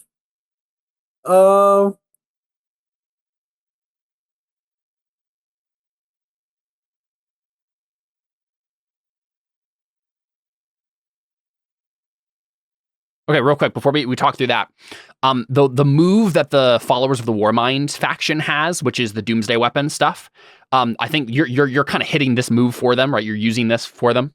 You describe your weapons of mass destruction. I chose autonomous mecha, right? Like you are pressing the button, but they're going to do all the work, right? This is like Nausicaa, like the big giant things going and burning down the world, right? Down the house. Every time you use but a fraction of their power, advance the Doomsday Clock and state the objective. Destroy vital infrastructure, kill a behemoth, or decimate a horde. I could see either destroy a vital infrastructure, the forest gets burned down, right? Or decimate a horde, like kill all the foxes. I think decimate the horde makes more sense. Because I don't think Mickey necessarily wants to destroy the forest. Yeah. That makes sense. So you send them on a search and destroy mission. Like all spirits never gonna know what be the fox annihilated. Says. They say, "I'm going to betray you now." That's what they say. You know, this does fit with like. I have a deep hatred for that song, so it is fitting. Very cathartic for you. What does the fox say? Nothing. Okay, so you chose to decimate a horde. Now choose your collateral damage, Jordan. Unleash a disaster, bring ruin to civilians, or create hostile grounds, which is basically just like a patch of ground that everyone gets disadvantaged when they go there because it's like a wasteland or a radiation or whatever. I mean, I feel like the second one's implied. Yeah, but like civilians. Yeah, I guess bring ruin to civilians. It'll just be like whoever's in their way, right? Innocent foxes or people or whatever. Yeah. Yeah. Yeah, because like you basically what you do is you like input the like kill all spirits, and you press the button, and then the mechas do all the work, and they stomp on some people in the process, right? Cool. Yeah, I think that makes the most sense. Mm-hmm. So yeah, the clock doesn't advance. Nothing else happens with the clock advancing. Cool. We might have to incorporate this into your faction in the next age, right? With your autonomous mechs, because you still have access to them, right? Like they are the Doomsday weapons that you would now have access to. Yeah, I think we see the mechas. Like, okay, so they are just asking you, like, oh, sorry, we need to back up. What's the golden age you expect to usher here? Is it just like technology rules? I expect. Is it like technology is the most important thing? Technology is the future, and the future is now. All right, cool. Sounds good. We've officially cut off all ties with our rural past. Well, our rural past is like a couple months from not existing. Yeah, very true. Very true. We must become cyberpunk to remain alive. And then what do you say to them when the main guy Lazar is like, where's the Warmind? What did you do? Right? I mean, You said I was the warman. Sorry. What do you do next then? Like, what do we see you do? Do you just walk over to the thing and like press the big red button, or what?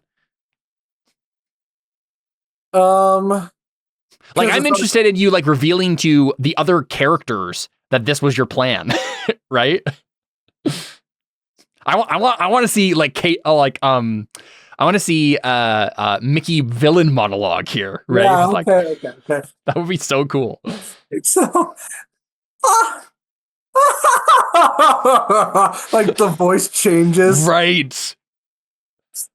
It was all an act to make It people was all underestimate you. ploy the whole time. Oh, you beautiful people. You've finally done it. You've finally accomplished what I've spent my whole life trying to grace upon this world. You see, I've always despised those filthy foxes and their little dens. And then I come to find more of their kind in even more grotesque forms. But you see, now we can usher in an age without them. An age of superiority. We can usher in the real age. My age. And boom! Yeah. Their giant eyes, right?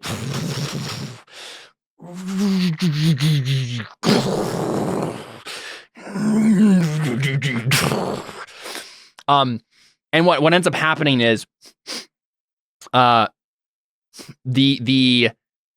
like bay door or whatever like kind of creaks and shoves and like rock falls. The whole vault shudders, and then the like a mech steps over to like what is basically just like rubble because they're like 300 meters underground, right?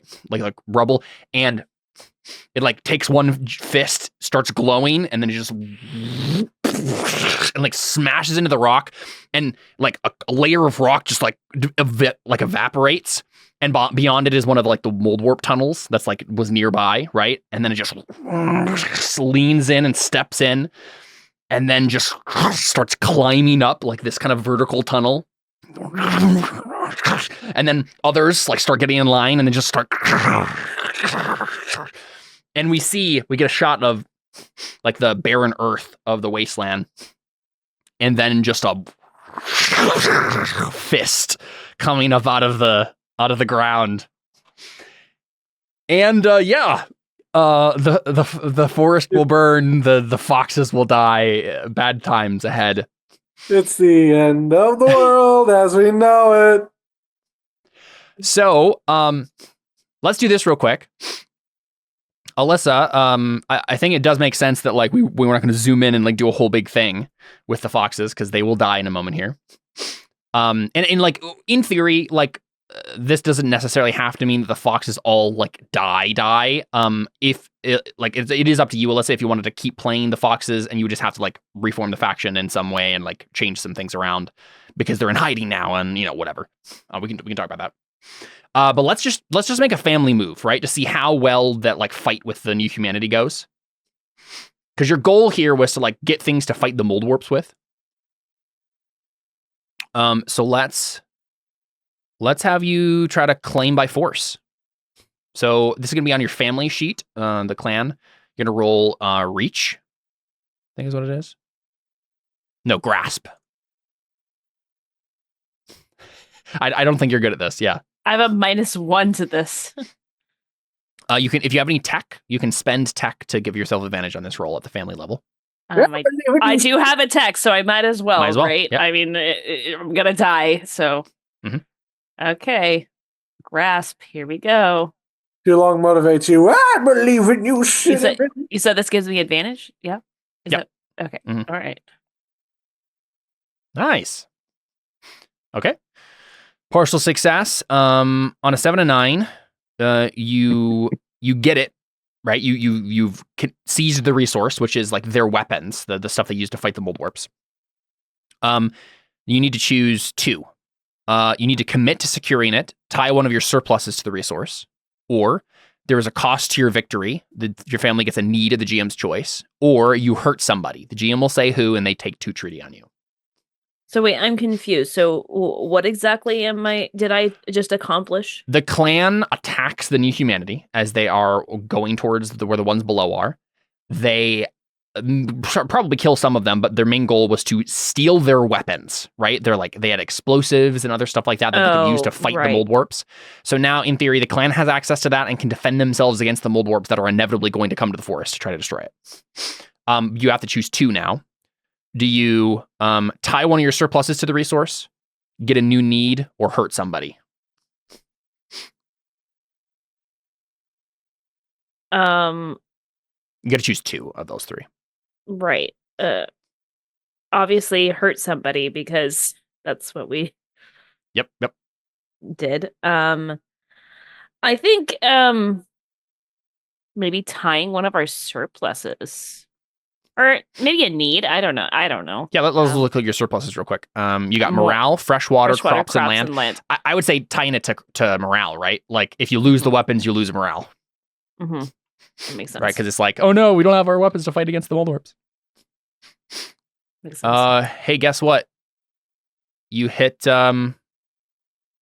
you hit flush with resources again. That thing where you have too many and you get a special thing. Let's go to that real quick.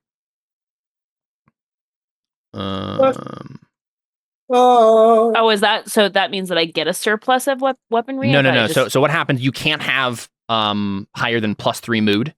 You have too many surpluses. So what you're going to do is you're going to erase one of your surpluses and pick one. You only pick one option per age. I think you already chose sell off the excess surplus for 1 tech. And I think you also chose finance a network of informants and gain advantage with sleight. So your other options would be gift the excess to your allies and gain advantage with reach, bond with a great celebration, giving you advantage with grasp, or invest in better equipment, get a new gear option. That's probably the choice, actually, because... Get advantage on grasp? No. Invest in better equipment, get in your new gear option. Like, you just got a bunch of weapons and stuff, right? Right. So just invest in... So we get rid of the surplus of weaponry, but we get something else. Basically, you get to add, permanently add a new, how do you fight, right? Okay, right. That makes sense. And it's now with explosives and stuff. Did we just become Fox from Nintendo? Nice. Yeah, we have the glasses now and guns and whatnot. You now have homemade explosives that are area and brutal. Oh, nice. So that happened be off screen. You hurt them. The new humanity isn't gone, but you did some damage to them and stole their stuff, right? And your surplus and all that stuff, everything you just did there means that you have this as a permanent option now. You can replicate it. You have access to it now. Now the Doomsday people show up. So I think what happens here is we roll for the clan now. Or have them roll hold together with their mood of +3. This is how well they hold together despite being genocided. How well are they doing? Okay. How well did they work together to try to escape? All that stuff. Go ahead and roll mood, and we'll see how it goes. Okay. Just trying to see if there's anything I can do here to help with this roll. Did you spend attack? Oh, hey, if your pack ever is completely wiped out, gain need vengeance. So there you go. That's something that could happen here. Yep. Is that on your character sheet? So it says the strength of the pack. Add +1 quality to any group of followers entirely made out of members of your family. When they act as one, both characters and followers roll with advantage. If your pack is ever completely wiped out, gain need vengeance. Yeah, that is on the character level. Okay, got it. Yep. So that's not going to be relevant here. Okay, got it. When I roll a new character after all this, we're gonna vengeance have that. time. Vengeance time. Okay. Whoa. Nice. All right. On a hit, you remain okay. Pick one. Get the need recruits. Another family help you. Give them treaty. The danger hasn't passed so much as shifted into something more manageable. Say what it is. That would make sense. Or it could also be need recruits. Like you die. People die. Right. Though I'm not sure how you recruit after. Right you know. after. Murder. Yeah. I like the danger hasn't passed so much as shifted into something more manageable. Like this can turn into, this is basically means like the foxes are not destroyed. They just go into hiding. And now like we have like an X-Men type thing where like these big sentinel things are like hunting you down wherever you go and you have to like be in hiding and right. like, Not as many of us died as, they had hoped, but now we're like refugees in a very small part of land. Right. That makes sense to me, right? Yeah. But it also makes sense, though, that we could potentially do that because this is our land and we probably have, like foxholes and stuff like that, secret underground things down here. But like you're and we're really small. So, your faction as a force in the homeland has shifted dramatically, right? Like you are on the outs. Everyone doesn't like Mickey's rule. Mickey's golden age means that the spirits are officially out, right? So you're not part of, and honestly, it was heading that way anyway. So, okay.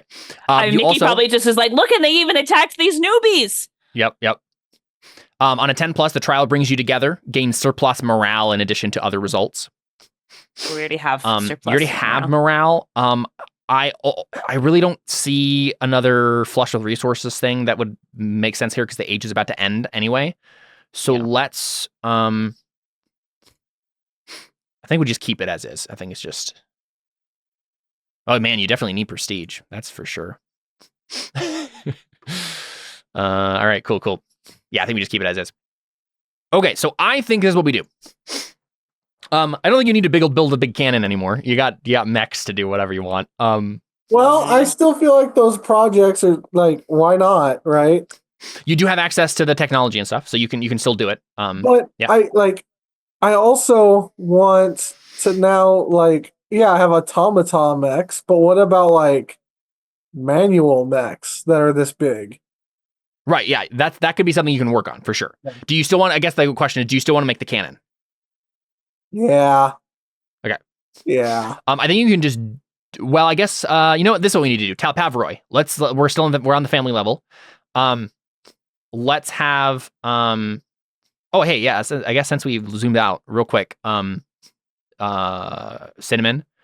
you get to choose one thing from the list because you weren't in the scene. Do you want to get a tech, get a data, get a treaty, describe a new danger? I don't know if describing a new danger's worth it at this point because we're ending the age, right? Yeah. So I think just probably getting a tech, maybe a treaty, but like I don't think treaty makes sense in this story. So it's just we'll just go with tech. That makes sense. Yeah. You got scavenging. Got scavenging stuff on the run. Okay, cool. So then, because we're at the family level, Seth, let's have the Talpaviroj make a quick roll here because they needed to secure some warp metal to make to finish the cannon for the Seekers. So let's see how they did. Okay, and what am I rolling? So you're rolling grasp. Not great. You don't have any tech. Okay, you can't spend that. Just roll You do grasp? have warp metal yourself. You can just erase that surplus instead of making this roll. Wait, why do I need? Sorry, why did I need warp metal again? The Seekers need warp metal to power the cannon. So you can give them yours if you'd like, but you'll have to erase it. If I roll grasp, can I do that? Can I do both essentially, or do I have to do one or the other? What do you mean by that? So you say I'm rolling grasp to see if I find any. Yes. Can I roll grasp to see if I find any? And if I don't, still give them the warp metal. Yes, but failing the roll will mean other bad things happen. Oh, Right? It's a dang risk. it. Maybe I'll just give them my warp metal because it's That's the easiest Well, what thing kind to of do. bad things? What kind of bad things would happen? So, failing on the grasp roll here basically means, you'd have to choose 2 or 1 depending on this. No matter what you roll, you have to do this. Failing means you basically have to choose these and you don't get it. But usually you have to like tie it to a surplus, get a new need, get 2 treaty. Someone takes 2 treaty on you. I'll just give him that. I think that's the easiest. I have. So you don't have any surplus of that anymore. But but now, Jordan, your seekers can easily complete their cannon.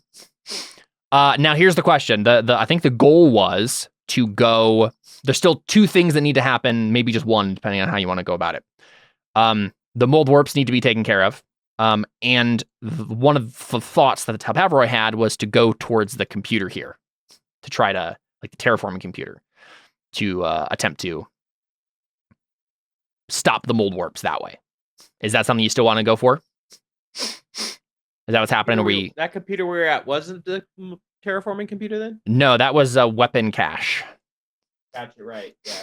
Remember, if it was the terraforming computer, it would have been connected to, right, like, then the whole thing Kato did wouldn't have made any sense. Yes, okay. I think this is the computer that it would have been connected to, right? I forgot there were 2 computers. Yep. So, part of me wants to say not yet.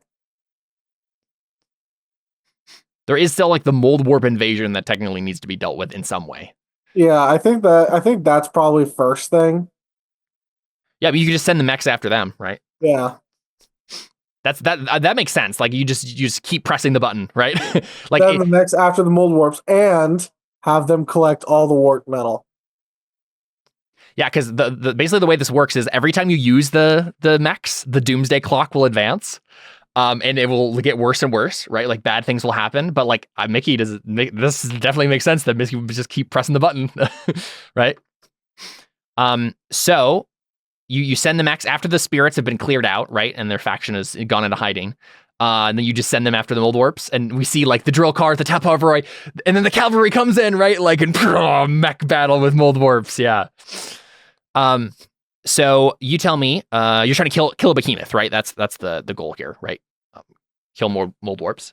Yeah. What's your collateral damage? Unleash a disaster, bring ruin to civilians, or create hostile grounds.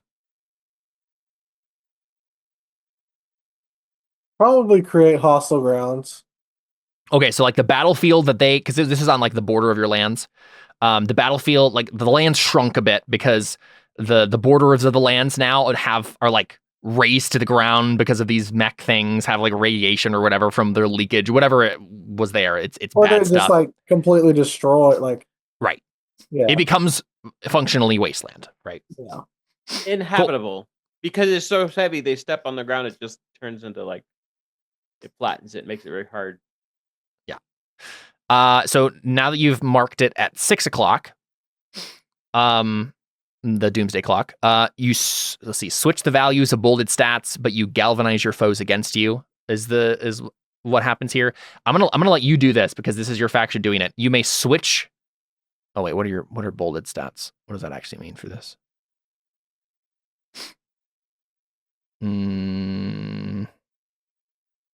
I think this is like a special Warmind thing or follower or a Doomsday Riders thing.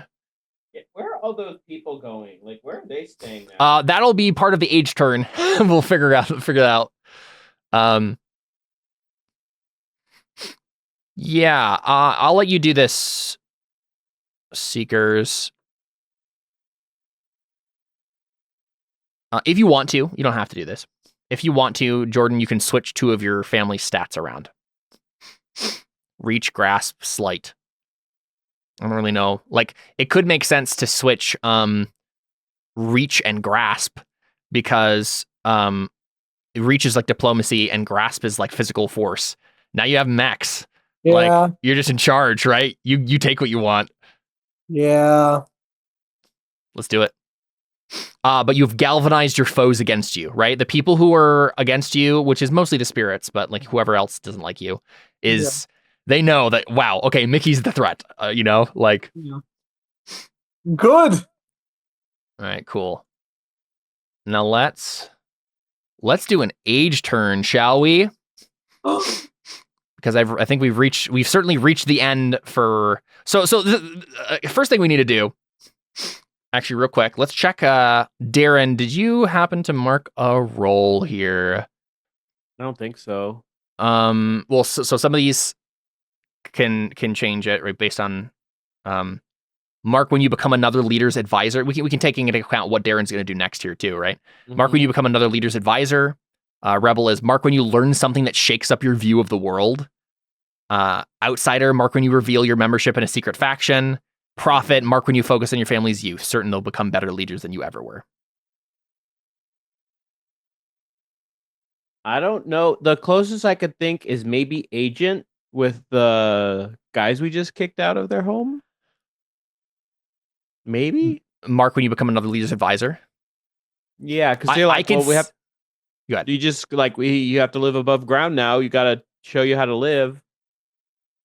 Oh, yeah. That's true. Say a topic they're humble in. GM says a topic they're overconfident in. Let's put a pin in this. I think depending on how the age turn goes and how the factions might get switched around, this might matter. The reason I started with that though is Cinnamon and Mickey have aged out of the game, right? They've become their final form. So Cinnamon, you retire.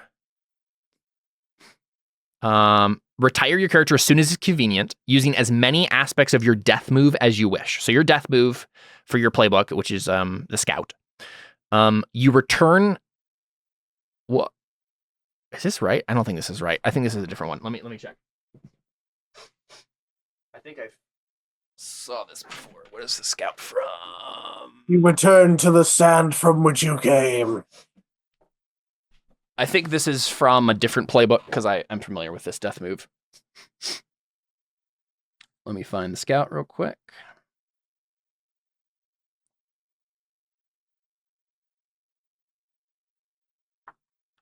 The scout.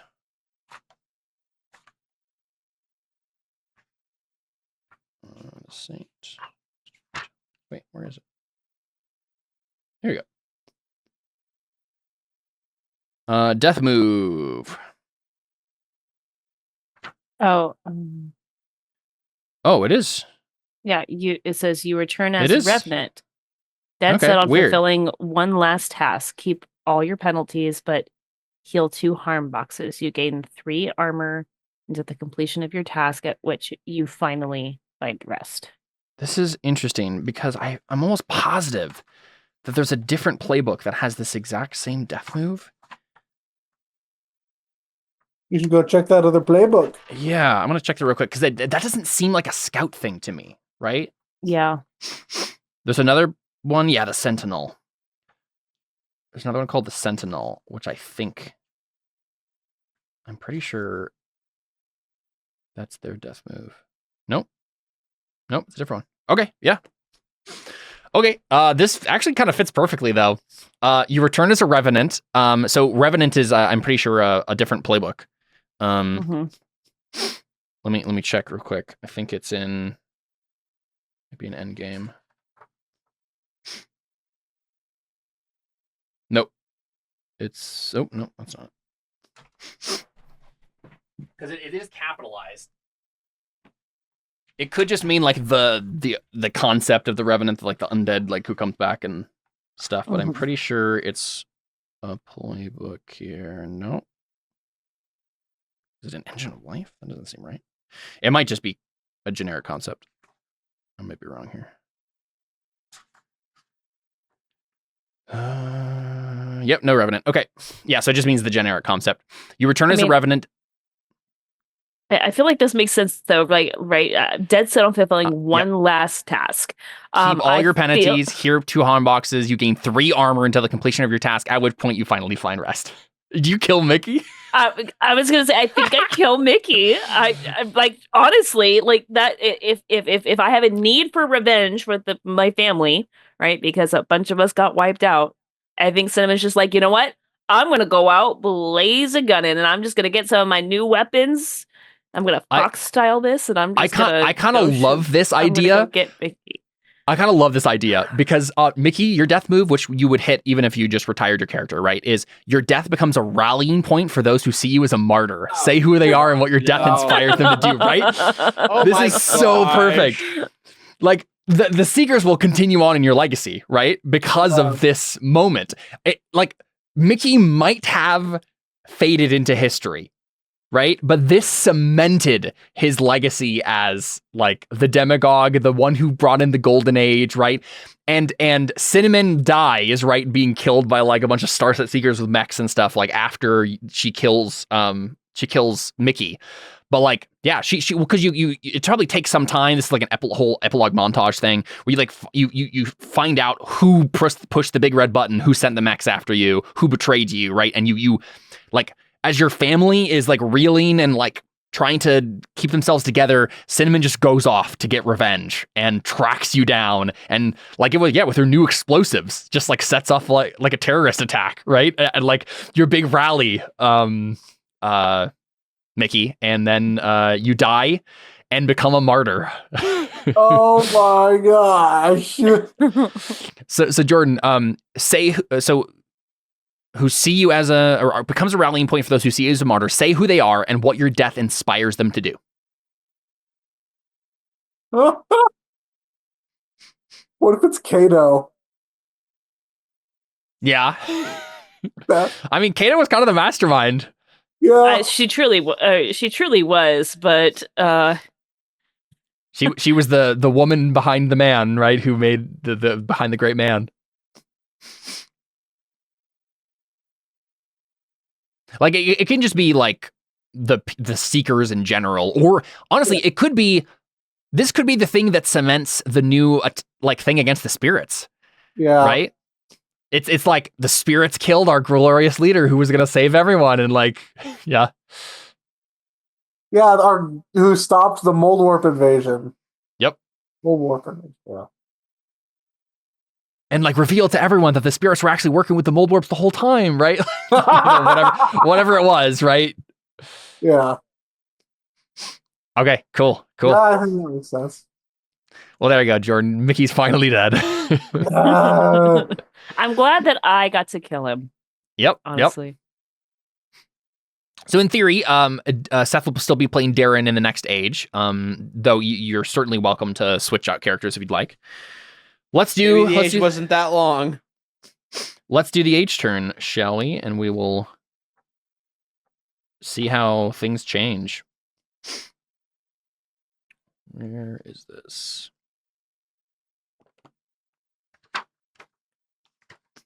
Because you've dealt with like the main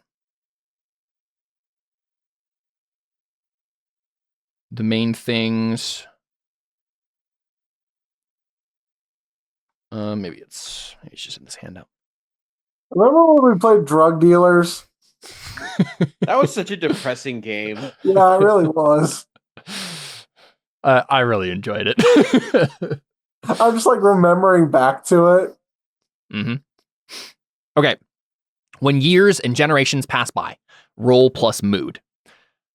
Each of you, your factions, roll plus mood. On a miss, you choose 2 trials. On a 10+, you choose 2 fortunes and gain 2 tech.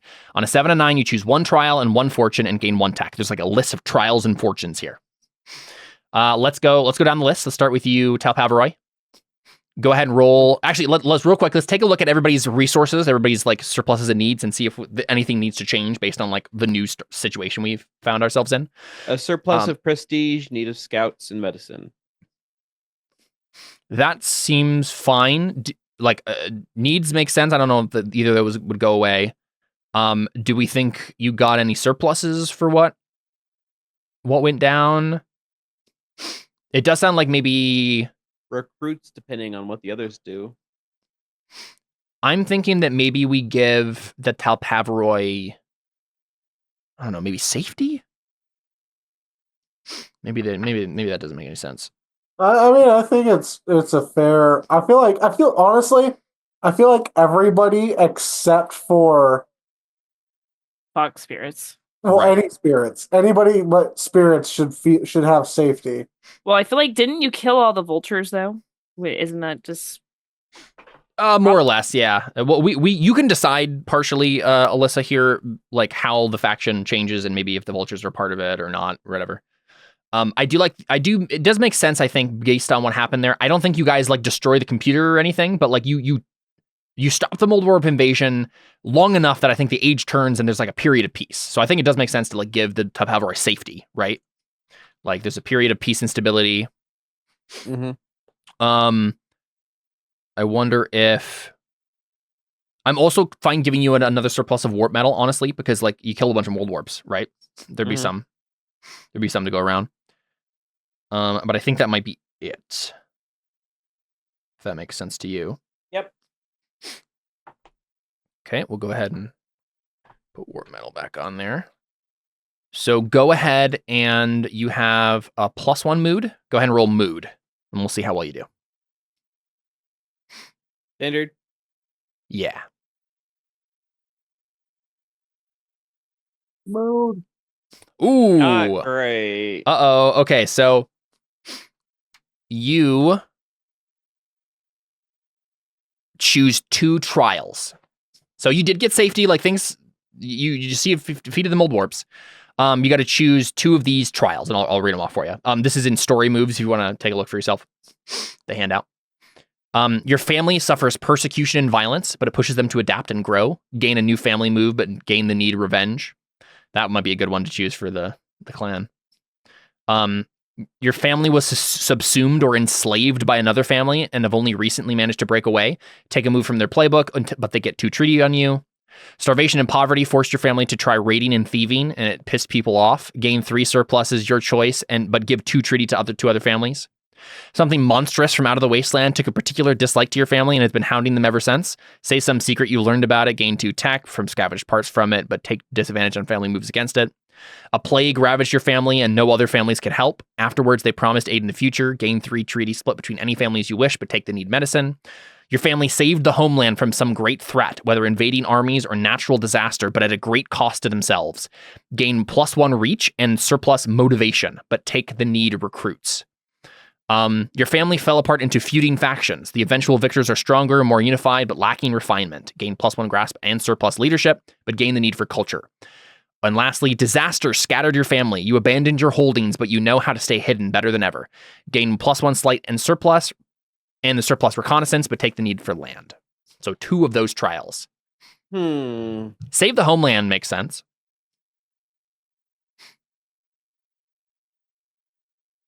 Wait, That's one of them. Save the homeland?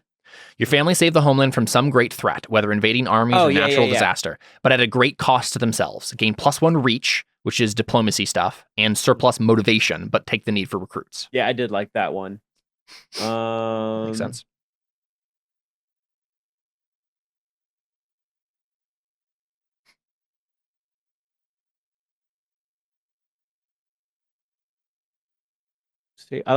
So save the homeland. Mm-hmm. I feel like fell apart into feuding factions makes the most sense. Yeah, I like to think that like not having the mouldwarps to fight constantly really gave them no direction, right? We're used to fighting. Now we just fight each other. Yeah, I like it. Okay, so you go ahead on your character sheet, on the family character sheet, give yourself +1 reach. Okay. And +1 grasp. Okay. And also the surpluses motivation and leadership. But you also have the need recruits and culture. I think it's a good place for the Talpaviroj. Makes sense.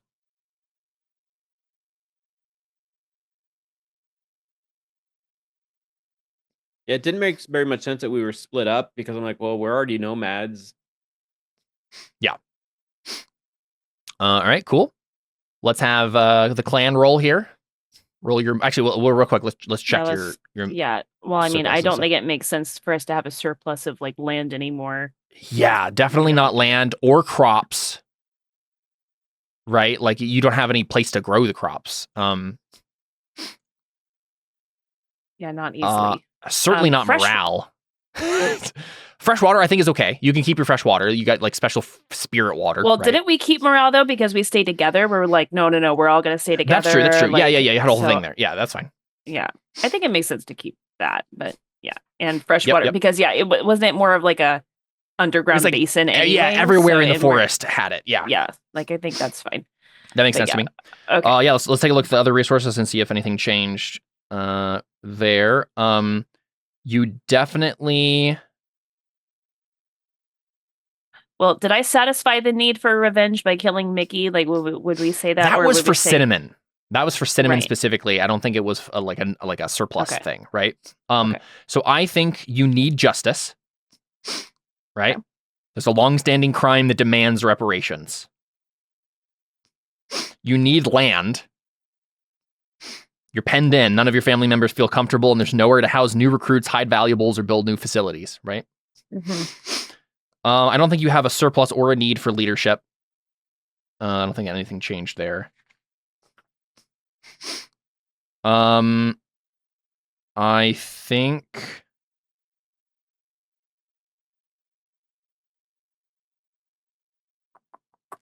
either. What do you think? You think you get probably not both. It's just that would probably be a little bit too much. But either a need for safety or defenses.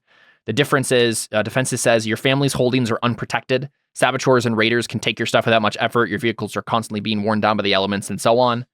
Safety is.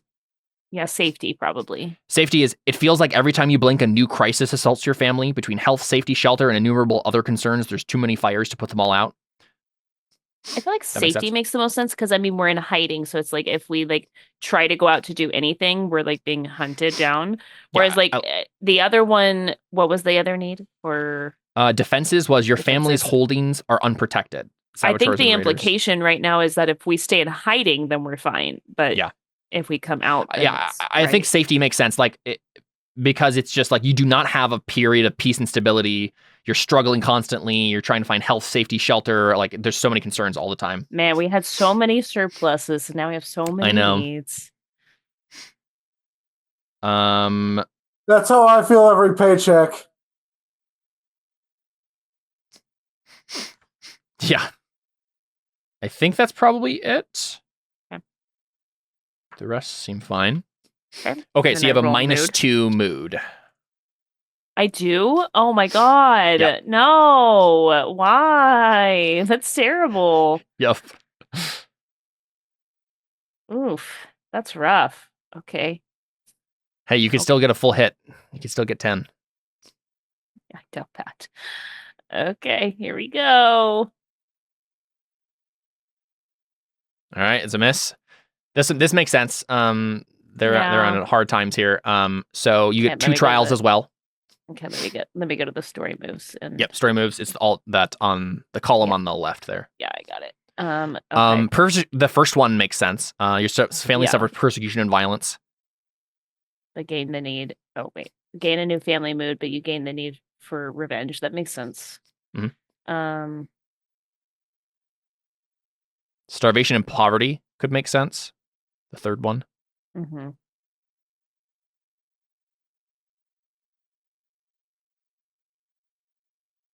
The last one probably makes the most sense. Disaster scattered your family. You abandon your holdings, but you know how to stay hidden better than ever. Gain +1 sleight and surplus reconnaissance, but take the need land. We already have the need land, so Yeah, we can say that this is what gave it this to you, is right? what gives it. Okay, yeah, that makes sense. So persecution and violence pushes them. So new family move. Gain New family need move. Revenge. Need revenge. Okay. You also get +1 sleight.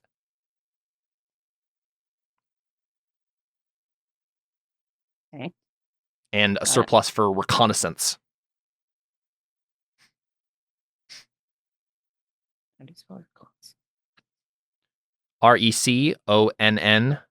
RECONNAISSANCE. I think it's what it- Reconnaissance. Okay, cool. That was that it. Yeah. What are your what Oh, new and move do you again, want to take? new family move. Let's see.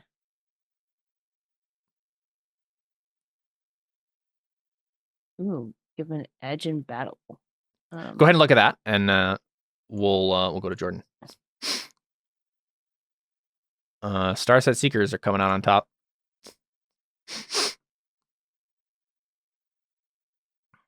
All right. Morale defenses. Let's see here. I think. Yeah, defenses still make sense. Do you have a need for justice? Revenge against the spirits for killing Mickey? Or do you think they've they don't care as much about getting revenge?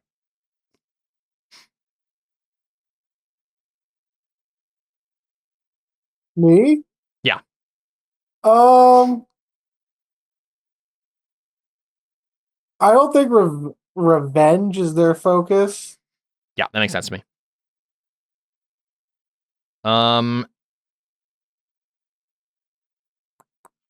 I think a lot of where the Starset Seekers end up is going to be decided by the age turn. Yeah. I will give them. I think they should get prestige as a surplus, though. Okay. Right, like you're respected and in charge. Yeah. And then you can also take the surplus of safety, like the Talpaviroj did. Yeah. Makes sense to me. All right, so let's see. It was. Wait, what did I say the first one was? Prestige. Yeah, prestige Prestige. and My favorite safety. brand of marinara sauce. All right, we get it. You got a +2 on this mood roll. I'll go ahead and roll it for you. Full success from the Starset Seekers. Everything's coming up, Mickey. Love it. Love it so much. Don't understand. Okay, so you got 2 fortunes. And you get 2 tech. Makes sense. All right, I'm gonna read these off. You stop me if you get one that you like. Your family goes through a golden age, questioning old philosophies and forging new paths. Gain a new family move, but gain the need for leadership. Okay, that one makes a lot of sense. Yep. Since we just lost the big leader. Yep. Through marriage and trade, you learn 1 strength of another family. Take a move from their playbook, but they get 2 treaty on you. Your family spends its time brokering deals and making friends. If you erase 2 of your surpluses by spending them on gifts and trades, you can gain 3 treaty divided between other families however you wish. Your family found a hidden vault still intact from the world before. Say what its true treasure was and gain 2 tech from initial scavenging. However, decades of delving have left you isolated. Gain need for trade. The treasure was the real friends we made along the way. Your family finds a windfall, whether through scavenging or by absorbing a smaller family. Gain 3 surpluses of your choice, but it's left you bloated. Gain the need idle. Your family builds a place of safety and commerce, creating a new haven in this land. Gain +1 reach and surplus peace, but take the need for obligation. You go to war, whether for justice or spoils. Gain +1 grasp and surplus weaponry, but someone out there holds a grudge. Take disadvantage on all reach moves against them until they've been dealt with for good. Lastly, a series of messy public disagreements caused many family members to leave, but it was all according to plan. From their new homes, your exiles send you regular reports on their hosts' activities. Gain +1 sleight and surplus spies, but take the need for recruits. But yeah, that first one definitely makes sense. Mm-hmm. Golden Age, new family move, but leadership as a need. What do you think? Hidden Vault would be an easy one too. Yeah, that was the other obvious one I was thinking of. All right, let's do it. All right, so need for leadership and trade. What was the other need for an idol? Your family finds a windfall, whether through scavenging or by absorbing a smaller family. Gain 3 surpluses of your choice, but it's left you bloated. Gain the need idle. Idle as in IDLE? IDLE. I think it probably should be reworded. I don't know why. I get what it's trying to go for. It's like need for direction or whatever, right? Yeah. Okay, yeah, never mind that one then. I thought Cool. it was IDOL. Yeah, not idols, yeah. Yeah. Okay, so you get a need for leadership and a need for trade because you guys spent so long digging through that vault that like your trade with other factions suffered there. You've been hiding all, like hoarding all the stuff. Yeah. But you get a new move and 2 tech. So you have 5 tech, my friend. You're rolling in the tech here. Actually, you have 4 because you had to spend something. You had something you need to spend on the cannon, but yeah. Okay. Let's see. We can probably choose the new move in between things. Gotta wrap up here. All right. Another thing we need to do, change your doctrine, lifestyle, gear, and traditions as desired. Some of this, we can do off screen in between things. You can take a look at your lifestyle, your doctrine, and your gear options, right? Your assets, and you can switch them as you want, based on the new situation, right? So like, if you went from being nomadic to something else, you can change that, right? I think yours, like for example, Alyssa, should probably be changed. Oh no, sorry, yours is different from everybody else's. You're still land based. I don't think you became air based or water based. I think you're still land based. Are you still scavengers? You could turn into hunters. That could be kind of fun. Yeah, that's true. Yeah, but we also do need. So we have a need That's true. for It's still finding good. food, though. I think it's still good. Yeah. Oh, you got atavistic nature. Hmm. Ferocious edge in battle. Superior senses and teamwork. Nice. I don't know. Thought out of all of them, that one made the most sense. Yeah, especially because they're so desperate right now. Yeah. Makes sense to me. But yeah, so any of those can be changed at will in the new age. One thing that it tells us to do is name a new custom you develop to remember this age. We can talk about that in between. Just be something your family does differently now. And then we would add 1 new threat, opportunity, or faction to the map. I will change the map pretty drastically to kind of. I'll make some rolls for the other factions and combine or whatever. One question is about the other factions, specifically the guild, the ones below, the new humanity, and the followers of the Warmind. Do any of those get like assimilated into other factions? Like specifically the followers of the Warmind, I feel gets assimilated into the Seekers. Yeah. Right? I feel like that makes the most sense because they have access to like the Doomsday stuff now and whatnot. Yeah. I'll probably add that to your sheet. Like the ones below are, I think they probably stay as a faction. Do they stay as a faction, or do they get molded in with the Talpaviroj? That is a question. That's to you, Seth. I could see it. Which ones? The ones below. I'll be right back. I feel like the Talpaviroj would let them in. Or take them in. Mm-hmm. I guess the But question. are they coming up above, or are they just going to stay where they are and create like a new society there? Yeah, I think if they're assimilating, I think they have to leave their thing. But I guess part of it is like the mouldwarps aren't as much of a threat now. Like they're at least having a period of safety here. But I could see a world where like the fight with the mouldwarps basically destroyed their home and they're forced to come above ground, which could be cool. It does make sense that if they assimilated with anyone, it would be the Talpaviroj. They're headed in that direction anyway. As long as you're fine with that, I think that's cool. Mm-hmm. Seth? Yep. But I think the new humanity is going to be an organization that is probably still around. I'll figure out what their deal is in the new age here. And I'll probably do some new stuff with the guild and see what I can do. Okay, cool. I'm going to be changing a lot of those things. And then the only last choice to do, and again, this will be something we do in between, is choosing a new character or deciding to stick with your old one. So for you, Darren, you trigger a roll move of your choice.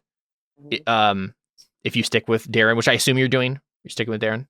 Don't know if I have much reason to leave right yet, assuming it hasn't been like decades. Yeah, that is up to us. I would say probably not. Yeah, like it's probably just been somewhere less than 10 years, maybe even less than 5 years, right? Years have passed, but not. Alive then.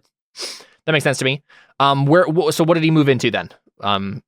He's like agent. It could be becoming another leader's advisor. That one could be. I would say the one that makes the most sense there, if you're choosing agent, is like you become the advisor for the. Yeah. Well, actually, you could just be the advisor for the new hotshot leader of the Talpaviroj. That's actually probably what that means. Another leaders, though.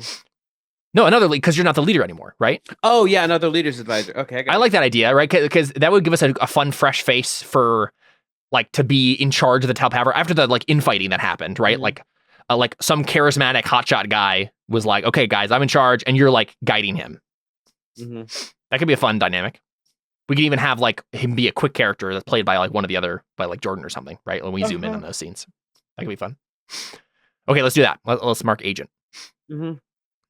All right, cool. Marking a roll move does mean that you get you can raise a stat by 1 or get a new move. So your choice. But yeah, and then when we play next, we would have Alyssa and Jordan make new characters for their factions. Cool stuff. That was fun. I definitely did not expect Mickey to destroy the world with mechs and not destroy the world, but change the world with mechs, destroy the spirits, and become a martyr for a new Seekers. Yeah, that was wild. It was super fun though. I think that's it for Legacy tonight. I think next week we're doing Terra Invicta. Yeah, Yep, that's the plan. Nice. All right, well, cool stuff. Thanks for playing, guys. That was really fun. I'm excited to see what the new age might bring us when we next return to Legacy. Rest in peace, Cinnamon and Mickey Claren, and we will move into the glorious new future that our glorious leader Mickey Claren is except that the next leader is probably going to be some like lame socialist, yeah.